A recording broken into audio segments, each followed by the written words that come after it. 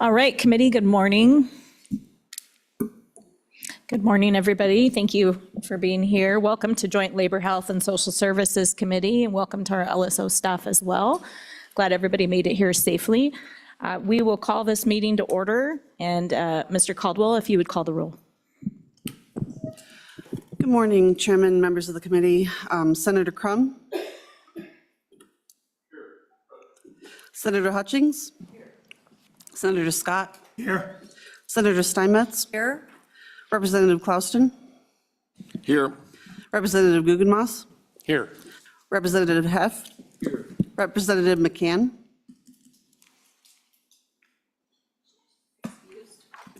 Representative Ottman. Here. Representative Thayer.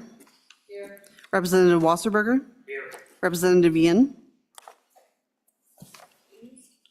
Co-Chairman Barlow. Present. Co-Chairman Rodriguez-Williams. Here. Mr. Chairman, you have a quorum. Thank you. So I will briefly start off with our opening decorum rules for those that are joining us in the audience today. As we begin our meetings are open to discussion of all viewpoints, and the rules of decorum are in place to ensure that everyone can express their own opinions free from abuse or distracting behavior. I invite those that are joining us today to read the rules that should be provided there by the sign-in sheet. For audience members, we just ask that you refrain from any behavior that disrupts the orderly conduct of the meeting. Specifically, the rules prohibit speaking out when another person's talking, carrying out any loud or personal side conversations, any shouting, clapping, or booing in response to a speaker's comments. Also, I'd ask that you silence your phone, and when you do testify, you address the chairmans and state your name and who you're representing as well. Mr. Co-Chair, any opening comments? No, thank you, Madam Co-Chairman. Great to see everybody. Thank you for being here. I guess it's, for some of us, it's our first interim committee of the session, so of the interim. So at least for me it is. So I don't know, maybe there's others here too. So great to be in the swing of things again. I'll just say a couple of things. Our dress code here is the same for legislators as it is on the floor of the chamber. In our chambers, there's been some members that maybe not followed through with that in some previous committee meetings this year. So just remind folks, and thank you for attending to that. And look forward to a successful informational meeting. I'll just say a little bit, if you looked at the agenda, mornings of both days are kind of informational, and then we get into some of the topics that we, of course, selected as we ended our general session. So anyway, thank you, Madam Co-Chair. Look forward to a good day. Likewise, Mr. Co-Chair. We'll go ahead and begin committee with our first item on the agenda, which is the adoption of interim committee rules. Everybody should have sample rules that were provided titled Appendix A. And we'll go ahead and open it up for discussion from the committee, and then we'll move on to public comment since it states public comment on the agenda. Committee. Senator Hutchings. Thank you, Madam Chair. I had a question on page 31. It's the call, where we get down a few lines where it says written notice may be waived by unanimous consent of the entire committee. Can you tell me what's going on in paragraph A? It just seems a little odd to me. Maybe if I get clarification, we can vote on that one. Thank you. I'll turn it over to LSO. Thank you, Madam Chairman. Senator Hutchings, basically, this is just a call for a meeting. So in order to have a meeting of the committee, you need 15 days prior written notice to everybody on the committee and the public. But you can waive written, basically what it's saying is you can waive written notice, that 15-day requirement, if everybody on the committee says that that's okay. Does that answer your question? It really did. Okay. I don't know why I didn't see it that way, but thank you. Appreciate that. Further comments or questions, committee?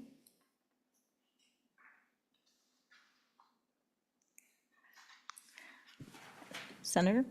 Thank you, Madam Chairman. So if there's no further comments on the agenda, maybe let's check if there's any public comment, and then I'll make a motion to adopt them as presented.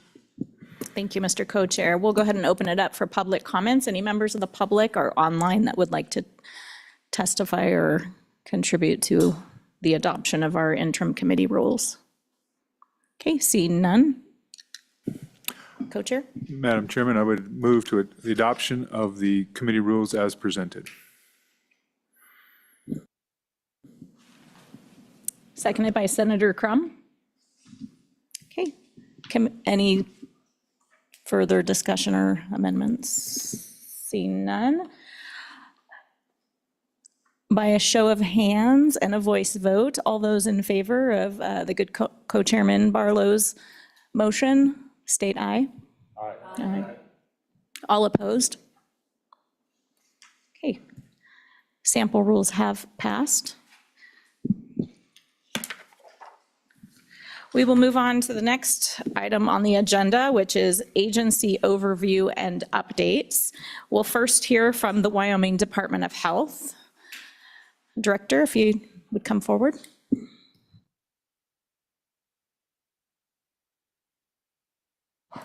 And prior to that, co-chairman. Yeah, thank you. So for the committee, the way my co-chair and I kind of structured this is so we have some overview from our primary agencies that we deal with, and then we talk about topics. And then tomorrow, again, we'll have agencies we deal with, and then we have some, our topical things. And as some of you this is your first time being in an interim as freshmen, I hope you'll find this part to be informational, just to understand the breadth of some of these agencies, responsibilities, programs, et cetera. So that's kind of the way we set this up. So informational, and then we get into topics later. And the Department of Health has a date with the Appropriations Committee tomorrow, so let's take it easy on them today, if you would. So anyway, thank you, Madam Chairman. And I might add, the good co-chairman and I had also agreed that if at the end of the day is when we'll propose or consider any bill draft recommendations or memos or research papers from LSO, et cetera. So we'll wait till the end of the day versus after each agenda topic. All right, thank you. All right, welcome. If you would please state your name and what agencies you're with, and then also if you'd let us know whether or not you prefer to have questions at the end of your presentation or during. Good morning, Madam Chairman, Mr. Co-Chair, members of the committee. My name is Stefan Johansson. I'm the director for the Wyoming Department of Health. Joined this morning to my left by our Deputy Director, Franz Fuchs, and to my right by our state Medicaid agent, Lee Grossman.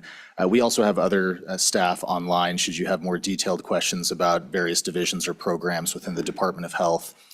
Madam Chairman, to your question, please feel free to interrupt and pepper us with questions as we go through this. As Co-Chairman Barlow mentioned, there's a dozen different ways you can skin the cat of the Department of Health, so this presentation is pretty broad. And so if there's any questions that you have, specific details, please feel free to interrupt us and ask those. We did provide kind of an overview slide deck. Looks like this should be in your materials that we'll graciously ask LSO to help us run this morning. Starting on slide number 2, you can see our organizational structure in the Wyoming Department of Health. Basically, we have 4 operating divisions. Our behavioral health division, which includes mental health and substance abuse services, early intervention and education, which are affectionately referred to as our developmental preschools, as well as 2 24/7 safety net facilities with the Wyoming State Hospital in Evanston and the Wyoming Life Resource Center in Lander. Moving to the right, you see our healthcare financing division. Basically, this is all things Medicaid. Medicaid, Kid Care Chip, and our Medicaid-related home and community-based service programs for long-term care populations and developmental and intellectual disability populations. In addition, in that division, we have a small but mighty program in medication donation. This is a function the Department of Health oversees where we get medications donated from long-term care facilities and other sources and are able to distribute that out at lower cost to healthcare facilities and consumers. Also exists in our healthcare financing division. Our public health division is next. We have community health section, health readiness and response, and public health sciences. And we'll get into a more detailed overview of all of these functions here shortly. But in public health, it's a wide-ranging array of programming, both in terms of infectious disease epidemiology, our public health laboratory, which serves a variety of purposes, including law enforcement, chemical testing, white powder testing, infectious disease testing and analysis, at our public health lab. But you'll probably know maybe the biggest function that you and your constituents are most aware of in public health are our public health nursing offices. So the majority of that infrastructure is out in the field, not in Cheyenne. So every county has public health nursing. The majority of those are state-run. A handful are run by the counties in partnership with the Department of Health and financing from the Department of Health. In addition, out in the field in public health, we have women, infants, and children, or WIC offices, so nutrition for mothers and infants for certain populations there. Last but not least, in terms of our operational divisions, is our aging division, which has our community living section. To put it simply, this is all things running through senior centers in various communities, funding both from the federal government through the Older Americans Act, as well as a little bit of general fund for services like Wyoming Home Services that provides some level of in-home services and supports for the disabled and elderly populations throughout Wyoming, but mostly run through our senior center network across the state. Also in the aging division, we have 3 24/7 facilities. The Wyoming Retirement Center, which is a skilled nursing facility in Basin, Wyoming.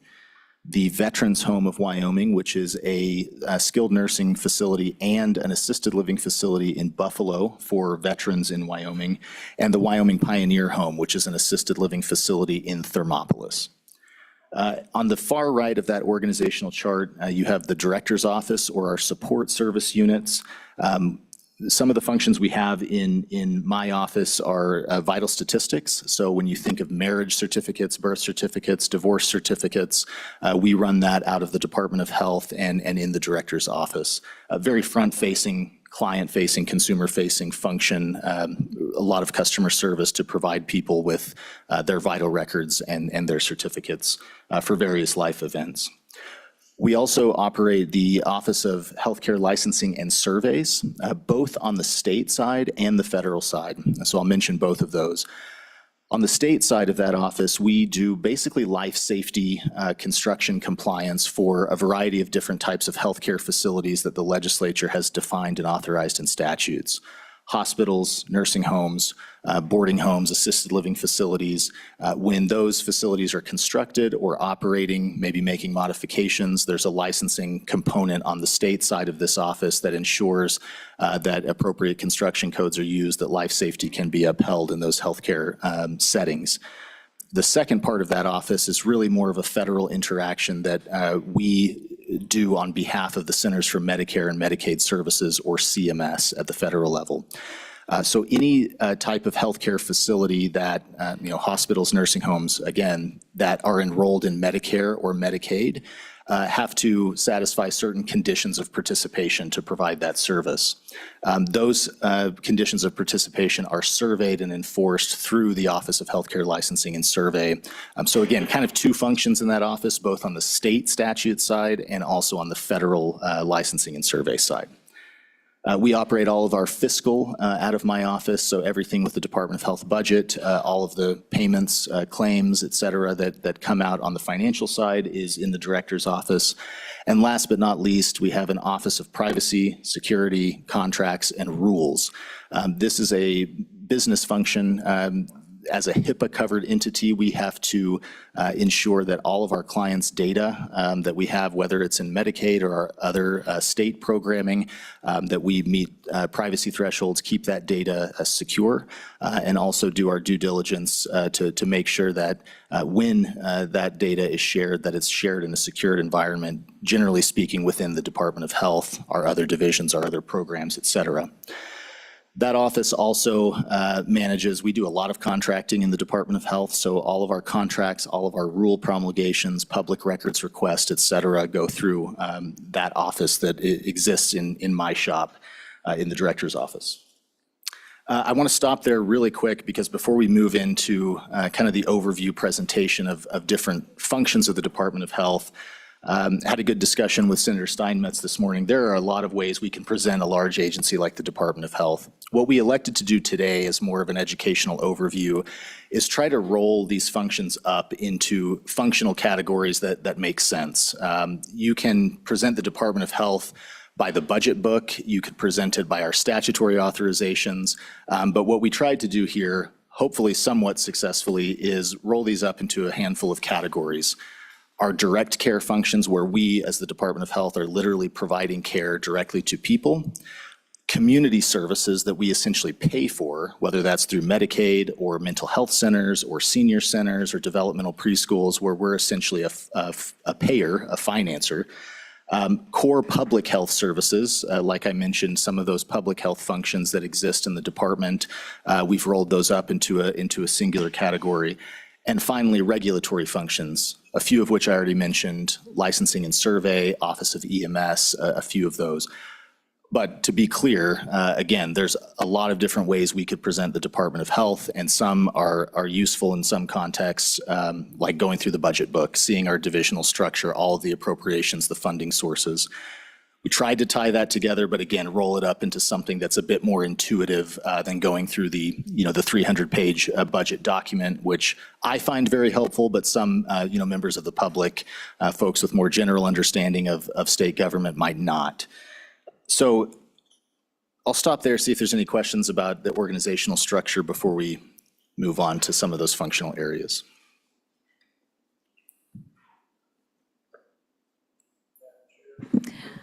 Representative Wasserberger. Thank you, Madam Chair. Yeah, thank you for coming and sharing with us today. I was just curious under structures, which part on the structure would EMS qualify under? Would that be under one of those sections? Madam Chairman, Representative Wasserberger, our Office of EMS exists in our Public Health Division. So it's in public health, but what you'll see in this presentation is we kind of rolled that up into more of a regulatory function, given that office's role of ensuring compliance and safety with ambulances and EMS services, as well as more of a policy and planning function of the broader EMS system and the challenges with it. But that office specifically is in our Public Health Division. Thank you. Senator Hutchings. Question on the vital records. Who sets the fees for those documents? Madam Chairman. Director. Senator Hutchings, those fees are directed in statute, specifically set through department rule and policy. Thank you. And generally speaking, Madam Chairman, Senator Hutchings, can get you the actual numbers. Generally, our fees for a certificate, birth certificate, death certificate, marriage certificate is $25. Madam Chair, follow up. Follow up, Senator. Why is it so high? And I'm going to ask you the reason. Doing a document, they accidentally spelled a name wrong, left out a letter. And during a time of grieving or just despair, miss that. When you go in to say, I need to correct this, the fee was so high. It was just like, to me, ridiculous. So I was just wondering, there was no grace. Hey, you left that letter out, that's on you. But I just wondered, $25 seems pretty high for just a document. Director. Madam Chairman, Senator Hutchings, I don't disagree with you, and for certain people that can be prohibitive, and that's something we're sensitive to. You might recall about 6-7 years ago when the legislature was directing significant budget cuts to the Department of Health. One of the ways that we implemented some revenue generation, Vital Statistics is a good example. We increased that from, I believe it was $20 at the time, to $25 to offset some of those budget reductions that were happening. I'm happy to follow up with you on specific situations where there were errors, potential errors in a document. Generally, we would have some grace there. If we somehow messed up a letter or spelling on our end, I don't think we would be charging for that reproduction of the document. Thank you so much. Appreciate that. Representative Wasserberger. Thank you, Madam Chair. Yeah, thank you. Just another question. This is on structure. It might be branching out a little bit off of structure, but it does relate to the structure here. With healthcare licensing and survey, what typically are you surveying for? Do you do testing with like the water and surveying to see if different types of health conditions are more common in certain geographic locations? How does that typically work? Director. Madam Chairman, Representative Wasserberg, it's a really good question. I'll give you a few examples. Again, two buckets, one on the state side, governed by state statute, and other on the federal side, which is really CMS, conditions of participation. On the state side, in terms of water testing, things like that, typically not our role. We're looking at life safety construction code. So depending on the facility, whether it's a hospital or a nursing home or an assisted living facility, there's various construction code for healthcare settings that needs to be met for safety purposes. So things, how wide are the hallways? Can they accommodate, rolling beds or carts, those types of things? We'll survey on that on the construction and life safety side. We can provide you the list of the different healthcare facilities that are authorized for us to survey in statute. So there's a wide range of different types of things we would be looking for. And then in construction projects, new construction or alterations to facilities, those are plans that healthcare facilities will submit to the Department of Health for construction review, so that before they invest in a big construction project or even a small construction project, our surveyors and engineers can look at it to see if it will meet that compliance before they move forward. Then once they do construct, we'll do a final survey to ensure that compliance on the life safety side. Secondly, Representative Wasserberger, I mentioned conditions of participation with Medicare and Medicaid. Those are more service related, so less on the construction and kind of architecture, physical plant side, and more on various conditions the federal government sets to be reimbursed by Medicare or Medicaid, for example, in a nursing home. If you operate a nursing home, then there's certain types of compliance you have to meet. If you have critical incidents in a facility, CMS, the federal government, will look into that and survey whether there was negligence or abuse and neglect. And that's a federal function, but they operate that function through the Department of Health and through our surveyors in that office, in my office here. Those staff are typically healthcare professionals like nurses that have experience in the field and on those conditions of participation can have that expertise to determine, based on medical records, based on incident reports, various sources of data and information, when there's an incident, when there's a potential compliance issue, does that warrant a survey tag, a corrective action plan, or even a civil money penalty, depending on the severity of the event. So we work pretty closely with HHS and CMS on that function, but I think it's a benefit in Wyoming that we use Wyoming staff that know our facilities, know our geography, know our towns better than having federal contractors come in and do those surveys. So generally speaking, with our hospitals, with our nursing homes, long-term care facilities, we have a healthy, productive relationship in licensing and survey. I think our staff, it's hard to staff, I'll put it that way. These folks are on the road a lot, multiple days out of the week. They're traveling to different facilities, but we try to meet regularly as groups with those types of providers so that we're not always doing gotchas on the back end and really helping them plan for what does compliance look like, both on the state side and the federal side. Thank you, Director. Committee, any additional questions about administrative structure, Department of Health? Seeing none, Director, please continue. Thank you, Madam Chairman. We spent a good deal of time on the org chart, so hopefully we can get into some more meat on the bones. I'll move to slide number 4. I mentioned this already, but you're going to see 4 kind of functional areas that we rolled the Department of Health up into today. Direct care services, community services where we're paying for healthcare, core public health activities, and then healthcare regulation activities. On slide number 5, you will see those same categories broken into budget. On the top line there in the first row, SGF is state general fund, FF is federal funds, then you have other funds, the total and the percentage of the budget that those functions represent. We start with our just overall administration. And I've mentioned this to many of you before and to appropriations as well over the years. The Department of Health is a bit unique in, we have a very large budget, approximately $2 billion biennial, about $1 billion a year total. And generally speaking, in a large organization, between 20 and 40% is generally overhead, staffing, those types of costs. Department of Health is a little bit different, where a little bit over 90% of our total budget goes out the door in the form of reimbursements to providers, healthcare providers, community organizations, nonprofits, et cetera. And our administrative function is around 5% of the overhead that it takes to run the department, to staff the department, our program functions, et cetera.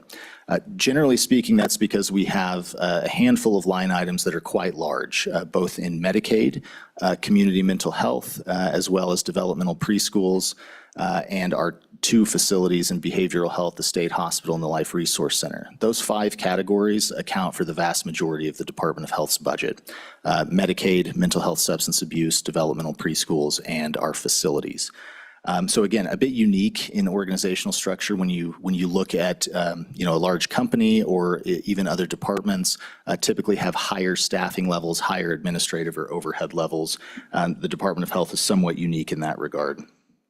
But you can see our community services, everything that we're paying for healthcare through Medicaid, through our waiver programs for those with developmental disabilities, long-term care waiver, developmental preschools, mental health substance abuse services. Those are all things that either through contract or through provider enrollment agreements, we essentially just pay and reimburse for the service that another provider, a contracted provider, is delivering out in various communities in Wyoming. So you can see in that category, about 70% of the department's budget is those community reimbursements, those community services that healthcare providers, hospitals, nursing homes, clinics, preschools, et cetera, are delivering. On the direct care side, that represents about 20% of our budget and includes all 5 of our state health facilities that I mentioned before, as well as direct care services in your communities like our public health nursing offices, our women, infants, and children, or WIC offices that are providing direct care, but outside of Cheyenne. Healthcare regulation, so we talked about a few of those functions in Office of EMS or healthcare licensing and survey, more regulatory functions, very small percentage of our budget, less than 1%, but still important, meaningful functions that are either required by state statute or by federal law. And finally, on public health, around 3% of our budget. Again, I mentioned some of those areas, and we'll get into more of them in the detail. But those public health services, like our laboratory, public health laboratory, our infectious disease epidemiology work, prevention work that happens in partnership with county commissions and county government, all exist in public health. So moving function by function, we'll start with direct care. So slide 6, and then moving into slide. We have a question. Senator Scott. Question I've got on the percentage of community service. What that is in the Medicaid program, and will you go into greater detail on that later on? And but what proportion is Medicaid, and is there any Medicaid in the direct care line item? Director. Madam Chairman, Senator Scott, good question. Not sure the exact percentage on Medicaid. It's significant. It would be the majority, would be through Medicaid, just on the budget side. There is no direct care in the Medicaid program. It's all through reimbursement that healthcare providers around the state enroll and provide those services, but we don't provide it directly. Follow-up, Senator. Yes, Madam Chairman. I'm a little surprised by the last statement because we're operating a couple of nursing homes, particularly Basin. The nursing home typically has a lot of Medicaid reimbursement. Director. Madam Chairman, Senator Scott, great point and point of clarification on my end that I didn't make. We do have facilities like the Retirement Center in Basin, the Life Resource Center in Lander, that are significantly dependent on Medicaid funds. So there's Medicaid funds in those facilities. Medicaid as a function is not overseeing that direct care, but it is within the Department of Health. So you're absolutely right. There's direct care happening with Medicaid funds in the department, but not provided directly by Medicaid or Medicaid staff, if that makes sense. Madam Chairman, Follow-up. I'd like to request for the days through that we get a percentage of the total health department budget that is in the Medicaid program. Because, Madam Chairman, I think it's just overwhelming and we need to understand that. Thank you. Madam Chairman, if I may, Senator Scott, and we'll get that number to you quickly. Out of the department's $2 billion biennial budget, Medicaid represents, healthcare financing and Medicaid represent about $1.4 billion of that. So it's very significant in terms of the overall budget. Thank you. Please continue, Director. Thank you, Madam Chair. Moving on to slides 6 and 7, we'll start with the direct care function. Department of Health facilities. You can see on the map on slide number 7, these are where all of our facilities exist. I went through those different facilities. Happy to answer any questions you have about them, but we'll get into a little more detail on the next handful of slides. Slide number 8, our Wyoming State Hospital. This is located in Evanston, Wyoming. Right now, we have a staffed capacity of around 80 beds. The facility itself and its overall physical capacity was built at 104-bed capacity, both with our civil side and our criminal forensic side. But we really struggle, and you'll see this theme throughout our facility presentation here. We have been struggling for the past several years on adequate staffing levels, more reliance than I would like on contract labor or agency, traveling nurses, et cetera. So right now, out of the 104-bed facility, we are essentially operating 80 beds at the Wyoming State Hospital. Its budget is around $91 million on the biennium. So, you know, $45 million a year, give or take. And as I mentioned, our primary issues at the state hospital are around having the direct care professionals, both nurses and CNAs, that we need to keep those beds open. Why do we need those beds open? Give you a sense of the structure of the state hospital. As I mentioned, we serve both civil commitment, Title 25 patients, as well as forensic and criminal commitments through Title 7. All of those systems have upstream and downstream effects. So when someone is in crisis or there's an emergency and an emergency detention under Title 25 is initiated and goes through a legal process of hearings in a district court to determine if someone needs to be involuntarily committed for psychiatric treatment at the state hospital, that's essentially how folks on the civil side get to the state hospital.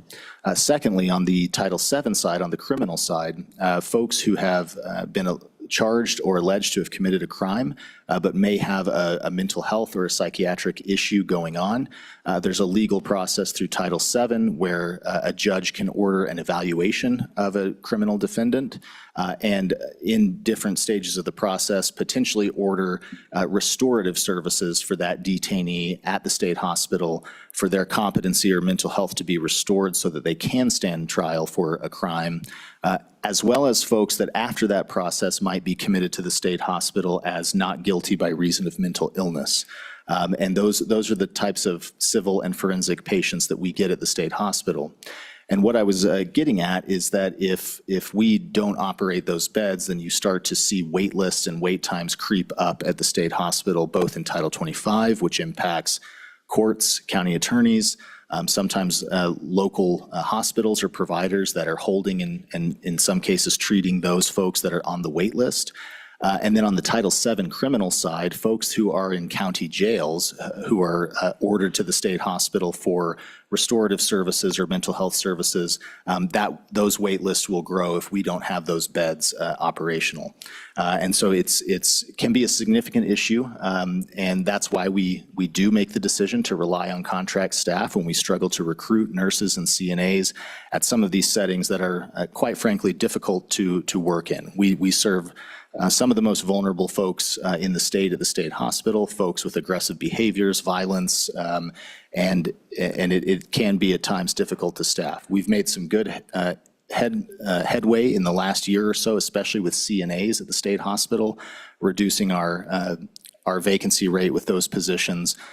This time last year, upwards of 40% vacant. We're down to low single digits, around 12, 13% vacancy. So making some progress there, but you'll see this theme throughout our other facilities of some of the challenges that we have, not only in serving the clientele, but keeping appropriate staffing at those facilities. Senator Steinmetz. Thank you, Madam Chairman. Director, I appreciate all the good information today. What is the wait list? Because I've heard from some of my constituents that they're having trouble with their Title 25 transfers at times, and there's not the capacity we need. So how does that fluctuate, and what are the numbers on that? Director. Madam Chairman, Senator Steinmetz, give you some approximate numbers here, and we have reports on this that we're happy to send the committee.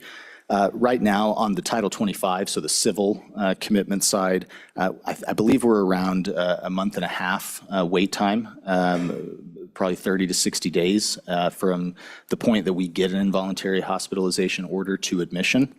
On the forensic side, it's longer. And again, the breakdown that we have at the state hospital, out of the approximate 104-bed physical capacity, we typically operate around 75% of that capacity for civil commitment, Title 25, and about 25 beds or so on the criminal forensic side. So it's smaller capacity.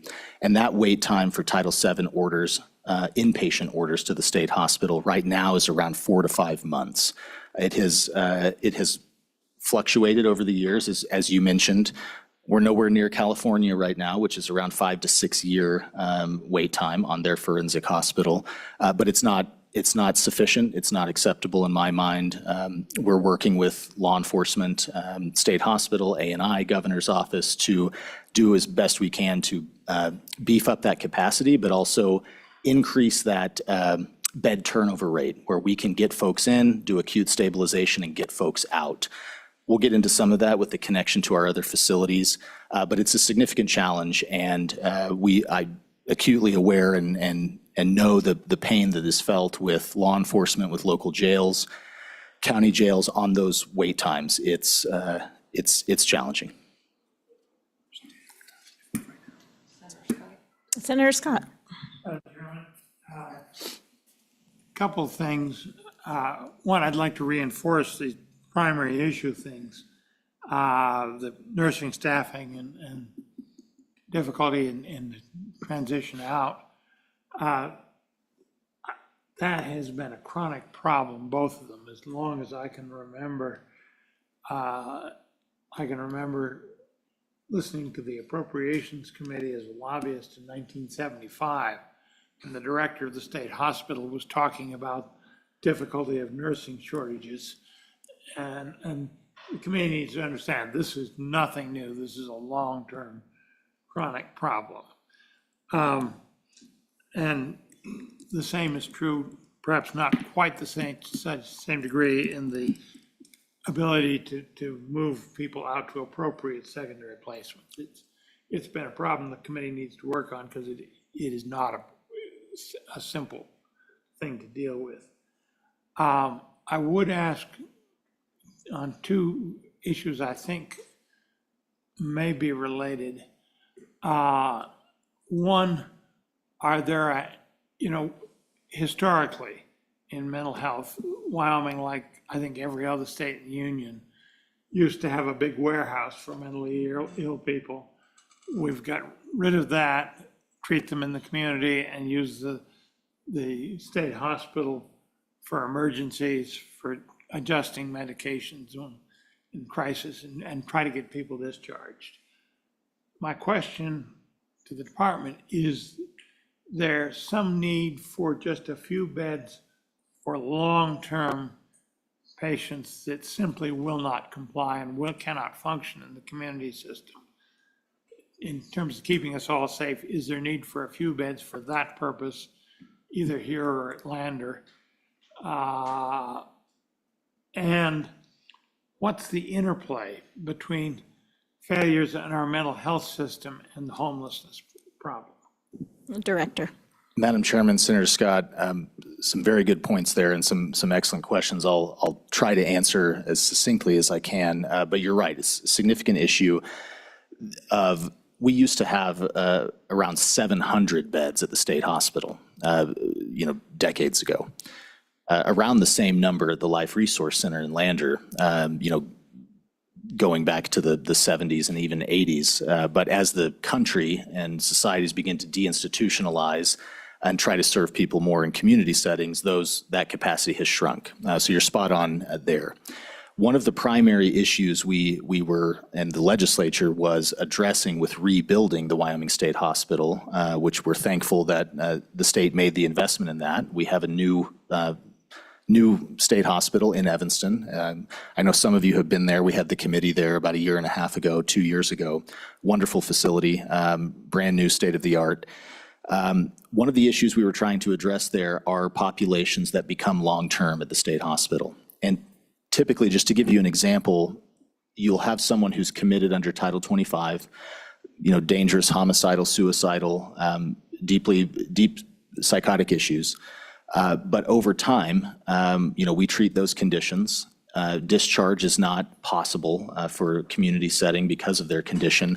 But over time, 5 years, 10 years, 15 years, the need kind of shifts to more long-term care versus acute psychiatric treatment. But we struggle with that long-term geriatric population at the state hospital to find placement in private or nonprofit nursing homes that refuse for whatever reason or can't for whatever reason take that admission. And that was one of the primary drivers of rebuilding the Life Resource Center, which the legislature also invested in, to try to address that exact problem. Long-term geriatric populations who have mental health issues, but can't be, for whatever reason, served in more of a community facility. And so that was done. We opened the new Life Resource Center buildings in about 2.5 years ago. And one of their primary missions are those geriatric, psychiatric populations in need of long-term care. So we built a skilled nursing facility at the Life Resource Center to serve that purpose. However, Senator Scott, as you know, and many on the committee know, we have really struggled in the Life Resource Center the past couple of years, again, on the direct care staffing side. Our numbers and vacancy rates have been high, especially with nurses and CNAs. I'm still optimistic. We're making progress on recruiting. We do have to buy and procure traveling nurses and CNAs, agency labor, to try to have those beds open, because it is a pivotal way to make the state hospital function as a true acute stabilization facility, to have a discharge location for more intermediate or long-term care at other facilities. The last thing I'll mention, Senator Scott, is in addition to the Life Resource Center, over the past 3 or 4 years, we have incorporated the safety net mission into the retirement center in Basin, which has taken several admissions from the state hospital. It can't be everybody from the state hospital. There's certain conditions under our licensure as a skilled nursing facility that we don't have the ability to treat at that nursing home, but we have had some success in serving some of that long-term care mental health population at the retirement center in Basin. Secondly, something I'm very proud of, the Wyoming Pioneer Home in Thermopolis, which is about a 45, 50-bed assisted living facility. Just over the past couple of years, we've successfully served a handful of state hospital clients there as well, where they can live in a more independent setting. Pioneer Home's beautiful for those of you who haven't been there. It's a wonderful facility. And again, incorporating more of that safety net mission into the Department of Health facilities came on the tail of discussions that this committee and the Appropriations Committee had around 2015 and 2016, asking why is the Department of Health, why is the state running a nursing home in Basin, an assisted living facility in Thermopolis? Senator Steinmetz, I think you were part of some of those discussions. And nothing was ultimately directed in terms of divestiture or privatization of those facilities. The legislature didn't move in that direction. But we did take it upon ourselves at the department to try to strike a better balance with those facilities in terms of general access and safety net priority clients. And again, it's not the entire volume of the problem from the state hospital or the Life Resource Center that can be served at those facilities, but we have some really incredible success stories of folks that we've been able to serve at much lower levels of care in state facilities at those places than we have in the past. And finally, Senator Scott, some of the community reforms, both on the mental health and substance abuse side with the community mental health centers, those are recent reforms that the state was directed to do by the legislature to further prioritize this type of clientele, as well as our Medicaid home and community-based services for folks with developmental disabilities. The growth of those home and community-based services, again, I think are pivotal in the community system to make our Department of Health safety net facilities operate efficiently and effectively, and also keep trying to move and improve on this continuum so that we better serve our partners in the courts, in law enforcement, in county jails. All of these systems, both at the Department of Health with our facilities, our community providers through mental health centers or developmental disability providers, they're interconnected. And when folks in your communities are in crisis and those legal processes are started, the real goal for the department is to have that continuum both in our infrastructure with our facilities, but equally important with who we're prioritizing, who we're paying for to be served in the communities that those folks are prioritized as well. Senator Scott, it's a long-winded answer to your question, but hopefully it made some sense. Madam Chairman. Follow up. Yeah, follow up. The geriatric psychiatric problem, legislature and the department have been aware of for a number of years. And Madam Chairman, I'd like to compliment the department for some creativity in the use of your other facilities to help solve that problem. My question, though, is not necessarily about the geriatric psychiatric population, but I've seen through family connections in another state, individual where the advice was it was never going to be safe to allow that particular individual. They hadn't yet committed a serious crime, but they were very likely to, given their mental illness, that just wasn't going to be safe to transition them back to a community setting. Is that something we have to worry about? Do we need a few beds, having deinstitutionalized everybody? Do we need to take one small step back and say there are a few people we just can't? We really do need a few more beds at the state hospital to handle that sort of thing. Director. Madam Chairman, Senator Scott, it's just a really good question. And I think the general answer is yes. I also think we have that capacity if we achieve this mission with our Department of Health facilities. So, for example, we do have long-term folks at the state hospital that, quite frankly, are unlikely to be discharged to the community. Generally speaking, folks who are ordered there not guilty by reason of mental illness ultimately will convert over to more of a civil placement at the state hospital, governed by statute of when that happens. But there are folks that just either can't or are unlikely to be served because of the acuity of their condition in a community setting. That's very true. I think seeing the state hospital and the Life Resource Center in particular as sister facilities, which is what the legislature directed 7-8 years ago in the rebuild of those facilities, is where we get that capacity. For those folks that we may not believe will have a likelihood of discharge to a community setting because of their condition, we do, in theory, have that capacity built into the Department of Health facilities. The big struggle has been, as you see in some of our numbers on these facility slides, we're not operating these facilities at full capacity because of that gap of direct care staff that we desperately need. And we try to fill that gap, which really pains your health director to do this, but we pay a premium for contract labor, and it's becoming unsustainable. That is something that you'll hear from me this interim and with the Appropriations Committee that is absolutely a problem, I think, worth discussion. And there's a variety of different options of how to tackle that. But that staffing gap where we're paying 3 times what it would cost a state nurse, a state salary, we're paying that to generally out-of-state companies to place traveling nurses at our facilities. It really becomes a snake that eats its own tail, where we become reliant on that contract labor, and that problem perpetuates. We have proposals, ideas that we'd love to discuss with this committee, with the Appropriations Committee, on how to potentially improve that. But that, Senator Scott, is really the barrier of having the appropriate capacity that we need. Madam Chairman, Follow up, Senator Scott. do you want to get into that problem now, Madam Chairman, or he mentions it further on? It's a problem we need to talk about. Do you want to talk about it now, or do you want to talk about it later when in specific context? Director, your preference? Madam Chairman, we don't go into a whole lot of detail here. We were actually asked by the Appropriations Committee to provide quite a bit of data on our staffing levels, vacancies, et cetera. We're happy to discuss that now, but might not have all of the facts and figures ready to go today. Madam Chairman, Senator. we have a general problem here. And we've seen it in the Education Committee as well, in terms of staffing the State Department of Education. We've seen it in a number of places. Thanks. Our human resources effort is, in the state government, is massively incompetent. And the legislature needs to do something about it.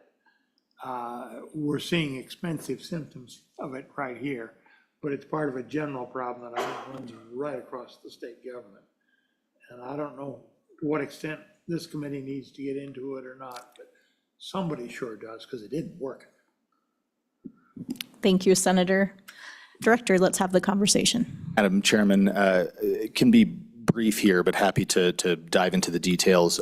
We're more than happy with this committee to share the memo we just prepared for LSO on behalf of the Appropriations Committee that does go through tables at every facility of not only our vacancy rates among our direct care positions, but also the cost of contract labor over time. We can share that with the committee for review. Might be better than me fumbling around with the numbers now. But brief counterpoint to Senator Scott's statement, I must say we work well with A&I. The challenges are real, and they're aware of our challenges at the facilities, both in terms of what this legislature authorized in state employee compensation changes a couple of years ago, as well as some flexibility they work with us on those various direct care positions. It's not perfect, and I think we have work to do. You're absolutely right there. But we are in constant communication with A&I about these struggles. To your point, however, Senator Scott, the problem at a few of our facilities has become in the past couple of years very acute I'll use the retirement center in Basin as an example. Right now, we are, in terms of staffing, we are over 70% contract labor at the Basin facility. And to orient you to that issue, Basin is a very rural, frontier setting. So operating an 80-bed nursing home in that community is difficult in and of itself. But to orient you to the cost difference, right now, an entry-level nurse on state salary, I can pay between $31 and $33 an hour. When we can't fill that position, our contract labor for that same level of care, that same nurse, is anywhere from $70 to $90 an hour. So paying a pretty significant premium for that. And don't get me wrong, we get good traveling nurses and staff through those contracts. It's the financial situation that we're looking for a better cut point and a better balance on where should the state invest those dollars and maybe save money from paying contractors, but it's a slippery slope when you start doing that, because we're also competing with other industries in the towns that we have healthcare facilities, and that fluctuates up and down, both in terms of our competition with other healthcare providers and also other industries. But the decision points are really, do we reduce bed capacity, or do we try to staff as many beds as we can within our budget through contract labor so that we don't have those unintended consequences on our jails, on our courts, on our local hospitals who might be having to pick up the slack because of those wait times. So I really don't believe there's a silver bullet or a perfect answer, but between our good discussions with A&I and the governor's office, this committee and appropriations committee, I think there's some policy direction we can discuss on what might be beneficial to the state facilities. And Senator Scott, we're happy to do that with you offline or with this committee going forward. Madam Chair, sorry, can I butt in, Madam Chair? Representative Wasserberger. Thank you, Madam Chair. So during this session, we had a bill for the International Physicians Act to, allow for international physicians to, support in these areas where we're lacking physicians. Do you know if there's any states that have maybe, I remember when we were doing the certificates of needs repeal, there was a lady who testified about suggesting maybe bringing some folks internationally to come work in our state to help fill those gaps. Are you open to that idea? Do you think that might be something we should look into, or what? Yeah, what are your thoughts? Thank you.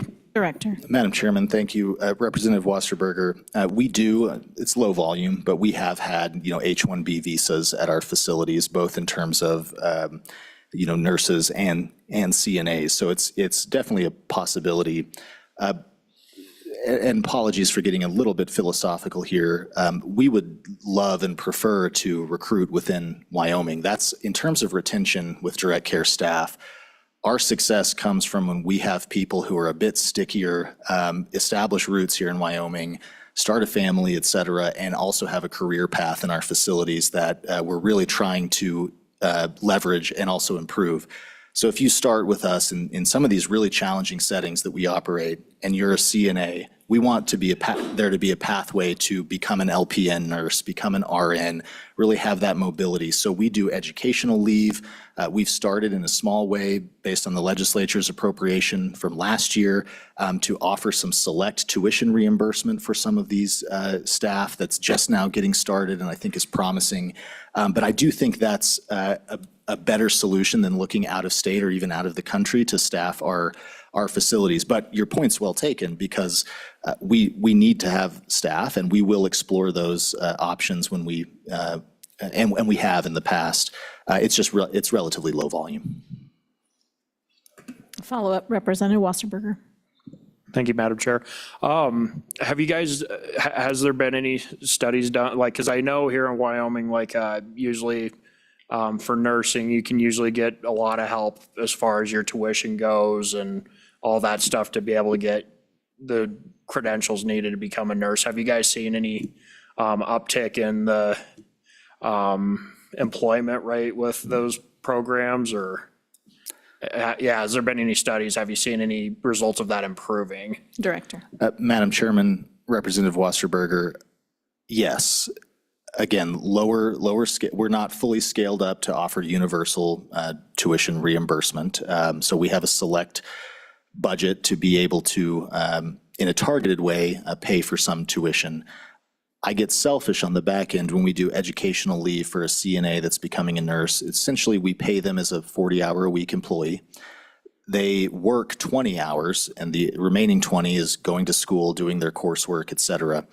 And we calculate, that's a no-cost option, because if we can staff around it, we just calculate that leave balance, what they would have worked and what that hourly wage is. And then on the back end, we contract with them for 1 year, 2 year, 3 years of retention. And if that's broken, then there's a payback provision on the leave that was granted. Similar on the tuition reimbursement, we do the same thing, or have started doing the same thing. So a CNA that's been with us for a couple of years wants to study to become a nurse, we will offer that educational leave and some tuition reimbursement now for that nursing degree or certification. And then based on that investment we're making, it could be 2 years, 3 years, 4 years, 5 years of a contract for continued service with the department at the state hospital, for example, or the employee would face a payback provision. And I am very optimistic of the initial results where we have seen a great deal more retention. I'll be honest, though, it's low volume. So we've done it in a selective way. But I also think, again, overgeneralizing here, that culture that is growing at the state hospital, and Franz and I were just there a month or two ago talking to staff on the floor, there's a general excitement about those types of options that the Department of Health or the state hospital has, that you can build a career here and really serve some of the most vulnerable, but also have the department and the state hospital invest in you. So we have several staff, entry-level staff, who have expressed a lot of interest in taking advantage of those programs, going to school, studying for their LPN or their RN, with the full expectation of staying with the Department of Health for years to come. And I do think that's going to be a huge part of our success. But the elephant in the room, to Senator Scott's point, is when we do exit interviews with staff that leave, or we survey staff across the department on what's the reason you're staying or leaving, salary is a big component on that. We just can't avoid that discussion, and it's a difficult topic, because I don't want to stand in front of you as the health director saying the solution to all of these problems is just give me more money to pay staff.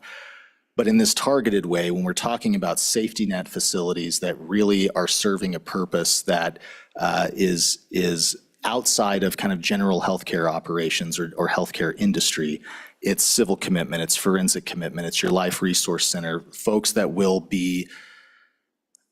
have to be treated and held in other community infrastructure like hospitals, jails, et cetera. That's where I think that investment, that salary component becomes a much bigger focal point of how we should be recruiting and retaining staff.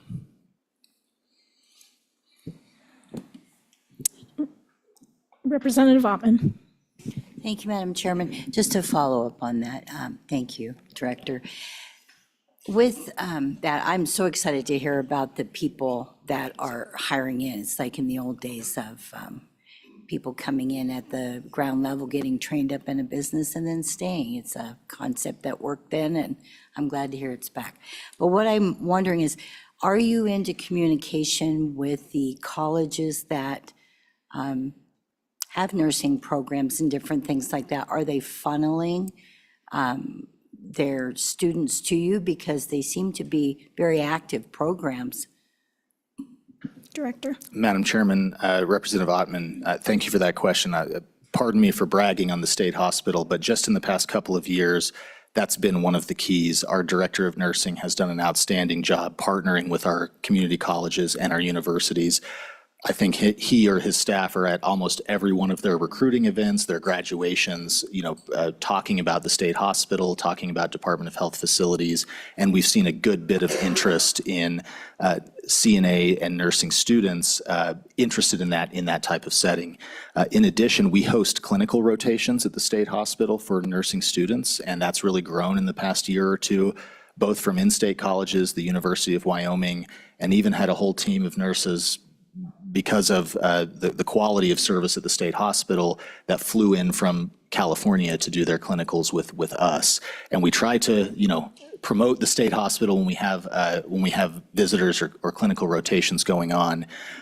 In addition, just give you an example, Laramie County Community College in my neck of the woods down in Cheyenne launched a program a little more than a year ago, a new LPN, a licensed practical nurse program, kind of your entry-level nurse certification, that they partnered with us in our state facilities so that they do a lot of their instruction online, but their clinicals can be out in the field. And they've leveraged Department of Health facilities that's on offer for those students if you'd like to do your clinicals in a mental health setting like the state hospital or the veterans home, the long-term care, et cetera, depending on what that student is self-selecting into. So again, it's small. I just got word that their first batch of LPNs are graduating next month, so they'll be penned, and I'm hopeful that some will select Department of Health facilities to begin their career. But your point's well taken, and yet the answer is yes. We try to position ourselves with the community colleges, both for awareness that these facilities exist, but also for that pipeline to try to keep their graduates here in Wyoming. Representative Clauston. Thank you, Madam Chair. Thank you, Director.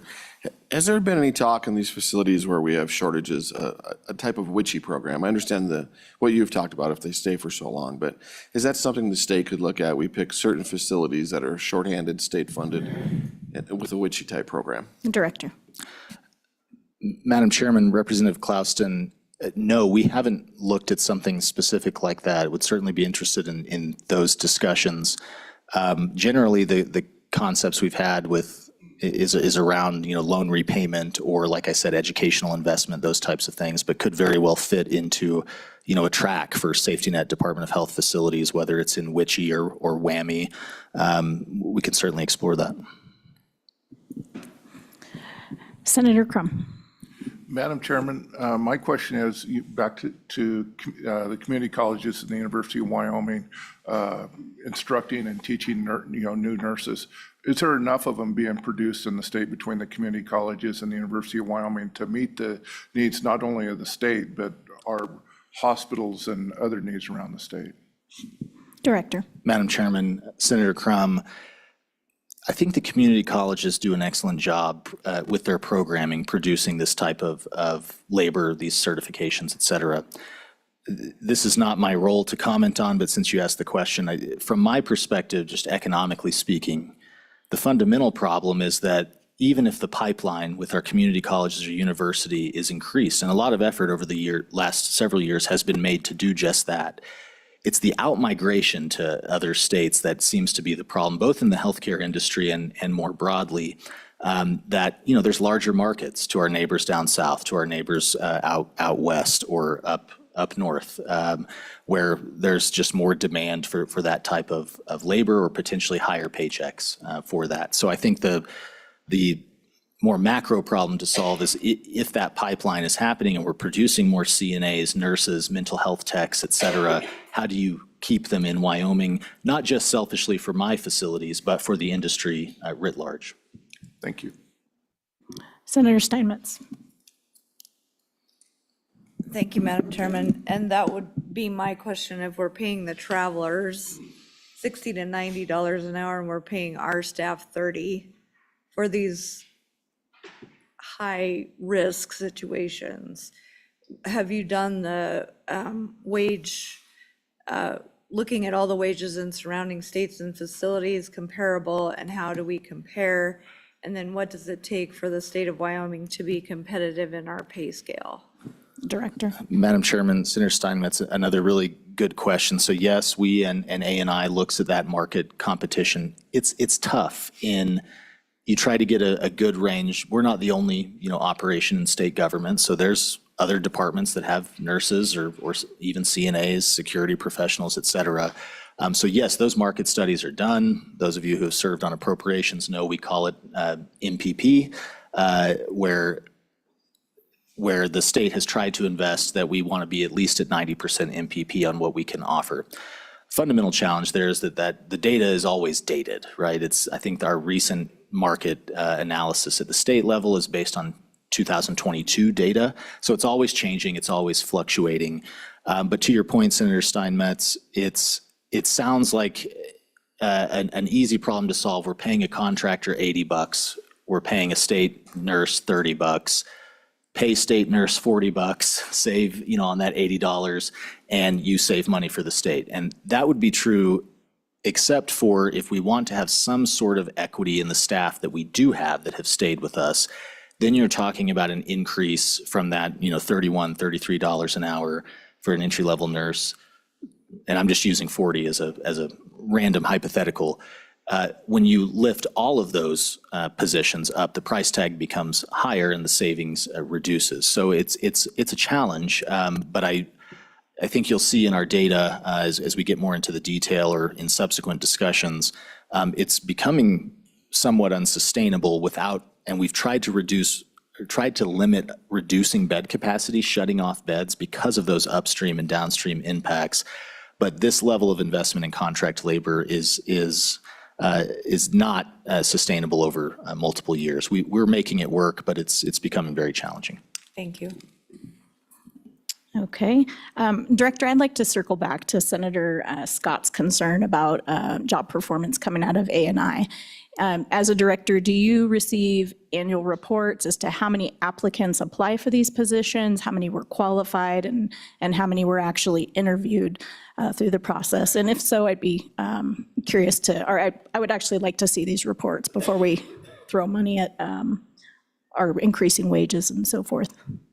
Madam Chairman, that's totally fair. The answer is yes. We actually, the state, our department manages all of the recruiting and the hiring. So we have a system provided by A&I to, take all applicants, score those applicants, do interviews, et cetera. I'm sure those reports could be generated. It really varies by position. So we'll, in an area like Evanston, which is closer to Salt Lake, we do have the ability to draw from a bigger labor pool in that area. So applications for CNAs or nurses are a little bit higher than, say, the same CNA or nurse position in Basin, Wyoming. You're just drawing from a more limited labor pool. But the simple answer to your question is yes. And as I mentioned to Senator Scott, we have a good relationship, productive relationship with A&I.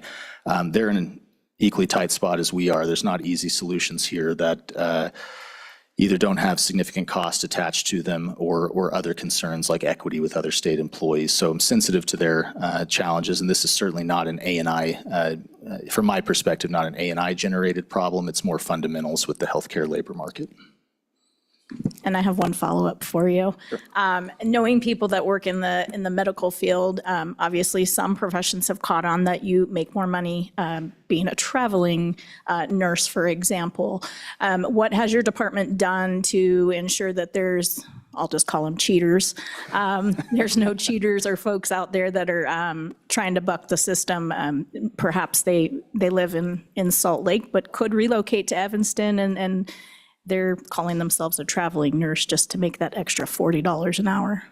Madam Chairman, you hit the nail on the head, and I'll be blunt with the committee. We have agency labor and great nurses at our facilities that have lived in that community for 2-3 years. As the reason they stay with the contract agency is because the paycheck is higher. So we could, and we've discussed this, we could implement a date certain where we do not contract for any traveling nurses or CNAs from this point forward. I've hesitated to do that because of the impacts that if they do leave and take another job in another state through that same traveling or agency that they're contracted with, we have significant issues that happen downstream with our jails that they don't want that wait list to grow at the state hospital any more than it is. And I'm not meaning to be facetious here, but that's the real problem that I've had, saying we're just going to cut off, no more contract labor. We try to wean ourselves off of it and reduce it and recruit those nurses when they're on a 3-month assignment to the veterans home or to the state hospital. And we've had some success with that. But generally speaking, those folks, we have no regulatory ability to say you must sign on with the state. We could cut off contract labor altogether, but I've hesitated doing that just because of those impacts. Thank you, Director. Any additional questions on the Wyoming State Hospital? Representative Wasserberger. What is the average, do you know what the average salary is for our neighboring states in nursing? Director. Madam Chairman, we'd have to pull those figures. I don't have them off the top of my head, Representative, but it varies. We have regional averages and neighboring state averages, national averages. We could certainly pull that. Thank you. Oh, Senator Scott. I would comment a couple of points. easy to look at the salaries and those kind of comparisons, and no question about it, money does talk. But you also have a couple special recruiting problems here. Professional in Wyoming, if they're single, then you got the attraction of a larger pool of other singles in Salt Lake City or Denver or some other neighboring community where we just can't match the size. If they're married, then you're likely to be looking for two professional jobs, and you have to be able to get both spouses employed to attract them. And it does make recruiting in Wyoming a little more difficult just because of our smaller size. And Madam Chairman, I am concerned that we haven't had the proper kind of direction and support in our human resources department to deal with some of those issues. One of the things we might do as a solution is to give some of these departments the ability to do their own human resources. That's a possible solution, but it's a widespread problem, Madam Chairman, and the legislature as a whole needs to be aware of it. Thank you, Senator Scott. Okay, Director, please move on. Thank you, Madam Chair. I'll be very brief, the next 4 slides. We've talked a lot about the facilities, so don't have to do the overview on all of them. Slide number 9, our Life Resource Center. So this is 2 levels of care, what's called an ICF, or an intermediate care facility, as well as the new level of care that I mentioned before of skilled nursing facility. We have both licensures on that campus to serve a variety of populations that the legislature recently directed. Generally speaking, the legacy population that has been at the Life Resource Center for a number of years are statutorily authorized to stay. But the new populations are really what we were talking about previously. Geriatric, psychiatric individuals that might be or go through the state hospital system, folks with developmental or intellectual disabilities who, I'm quoting the statute now, manifest exceptionally difficult behaviors. Those 2 levels of care, ICF and skilled nursing, serve that relatively new mission at the Life Resource Center. The newly constructed facility was constructed with 100 beds, and right now our census is about half of that. Again, mostly related to our struggle with direct care staffing at that facility. Made some progress in recent months to beef that up and have some admissions on the list that are coming in the short term to the Life Resource Center. Right now we have approximately 35 individuals on the ICF side and 13 individuals on the skilled nursing side. The budget for that facility is just under $66 million on the biennium.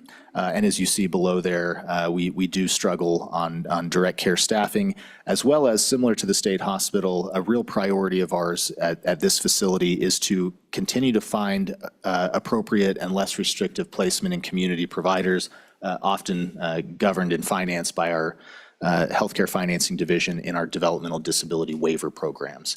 That's a big priority to ensure that if folks can be served, Life Resource Center clients can be served at a lower level of care, a less restrictive level of care, a more independent level of care, that we're always discharge planning around that. So some optimistic news is we're seeing more interest in our community providers on helping us in that regard, which is a great direction to go. Moving on to slide number 10, the Wyoming Pioneer Home. That's our assisted living facility that I mentioned in Thermopolis. It's around 50 beds. Right now, our census is 47. Julie Hoffman is our administrator there, does a phenomenal job. She's kind of the exception to the rule in our Department of Health facilities, generally fully staffed over the last couple of years with nurses, CNAs, and administrative staff. So we do quite well there. Again, it's a lower level of care, assisted living. So while we've incorporated some safety net mission and clients into that facility, generally speaking, assisted living is restricted. We can't provide advanced psychiatric medicine, any sort of that type of care that you would find at the state hospital or even the Life Resource Center. It's much more open, unlocked facility, independent living. That budget is around $5.3 million on the biennium, and it does have about 75% of that is state general fund. The other 25% we generate through revenue from private pay that we charge at the Pioneer Home to folks who can pay for that, as well as Pioneer Home is enrolled as a Medicaid Community Choices waiver provider. So for certain Medicaid clients, we get some of that cost of care offset through essentially a daily rate as a community provider in Medicaid. Slide number 11, Madam Chairman, our Wyoming Retirement Center in Basin. Its capacity is around 90 beds. Right now, our census is at 72. I mentioned before that that facility in recent years, unfortunately, we've become more heavily reliant on contract labor, but the facility and the staff do a remarkable job in Basin, Wyoming to serve the types of clients that we do, both in terms of state hospital discharges, as well as what we call involuntary discharges from other nursing homes around the state. Nursing homes can discharge clients that they believe they can't treat because of significant behaviors. And generally speaking, these are folks with advanced dementia and sometimes comorbid conditions with that, schizophrenia, schizoaffective disorder, psychotic syndromes that become discharged or get discharged from other nursing homes. We will take those clients to the ability that we have a bed available. And I think the facility has done a remarkable job adhering to that mission. But quite honestly, it's a challenge. It's a challenge to staff that facility without heavy reliance on contract labor. And finally, Madam Chairman, slide number 12 is our Veterans Home. This is our domiciliary side or assisted living side of the Veterans Home. You might know it historically as the Soldier and Sailors Home up in Johnson County in Buffalo. So this is assisted living care for veterans in Wyoming. Honorably discharged or Gold Star families can qualify to receive services there. Right now, our census is 57, operates with about a $7.8 million biennial budget. And again, with all of our facilities, we do have a primary issue of this contract labor having the appropriate staff, the levels of staff that we would like. If you flip to slide number 13, this is relatively recent. In the last couple of years, the legislature directed us and we invested in building a skilled nursing facility on the campus of the Veterans Home. So that was established in 2023. It's a 36-bed facility. Right now, we have approximately 22 on census there. So we're getting ready over the coming months to open and serve veterans in that third cottage. We have, for those of you who've been there, we have 3 12-bed cottages on the skilled nursing side of the Veterans Home. Beautiful, beautiful, beautiful facility. This is something the state and the legislature should be proud of. If you're driving through Buffalo or have the chance to visit, please do. We'd love to take you on a tour.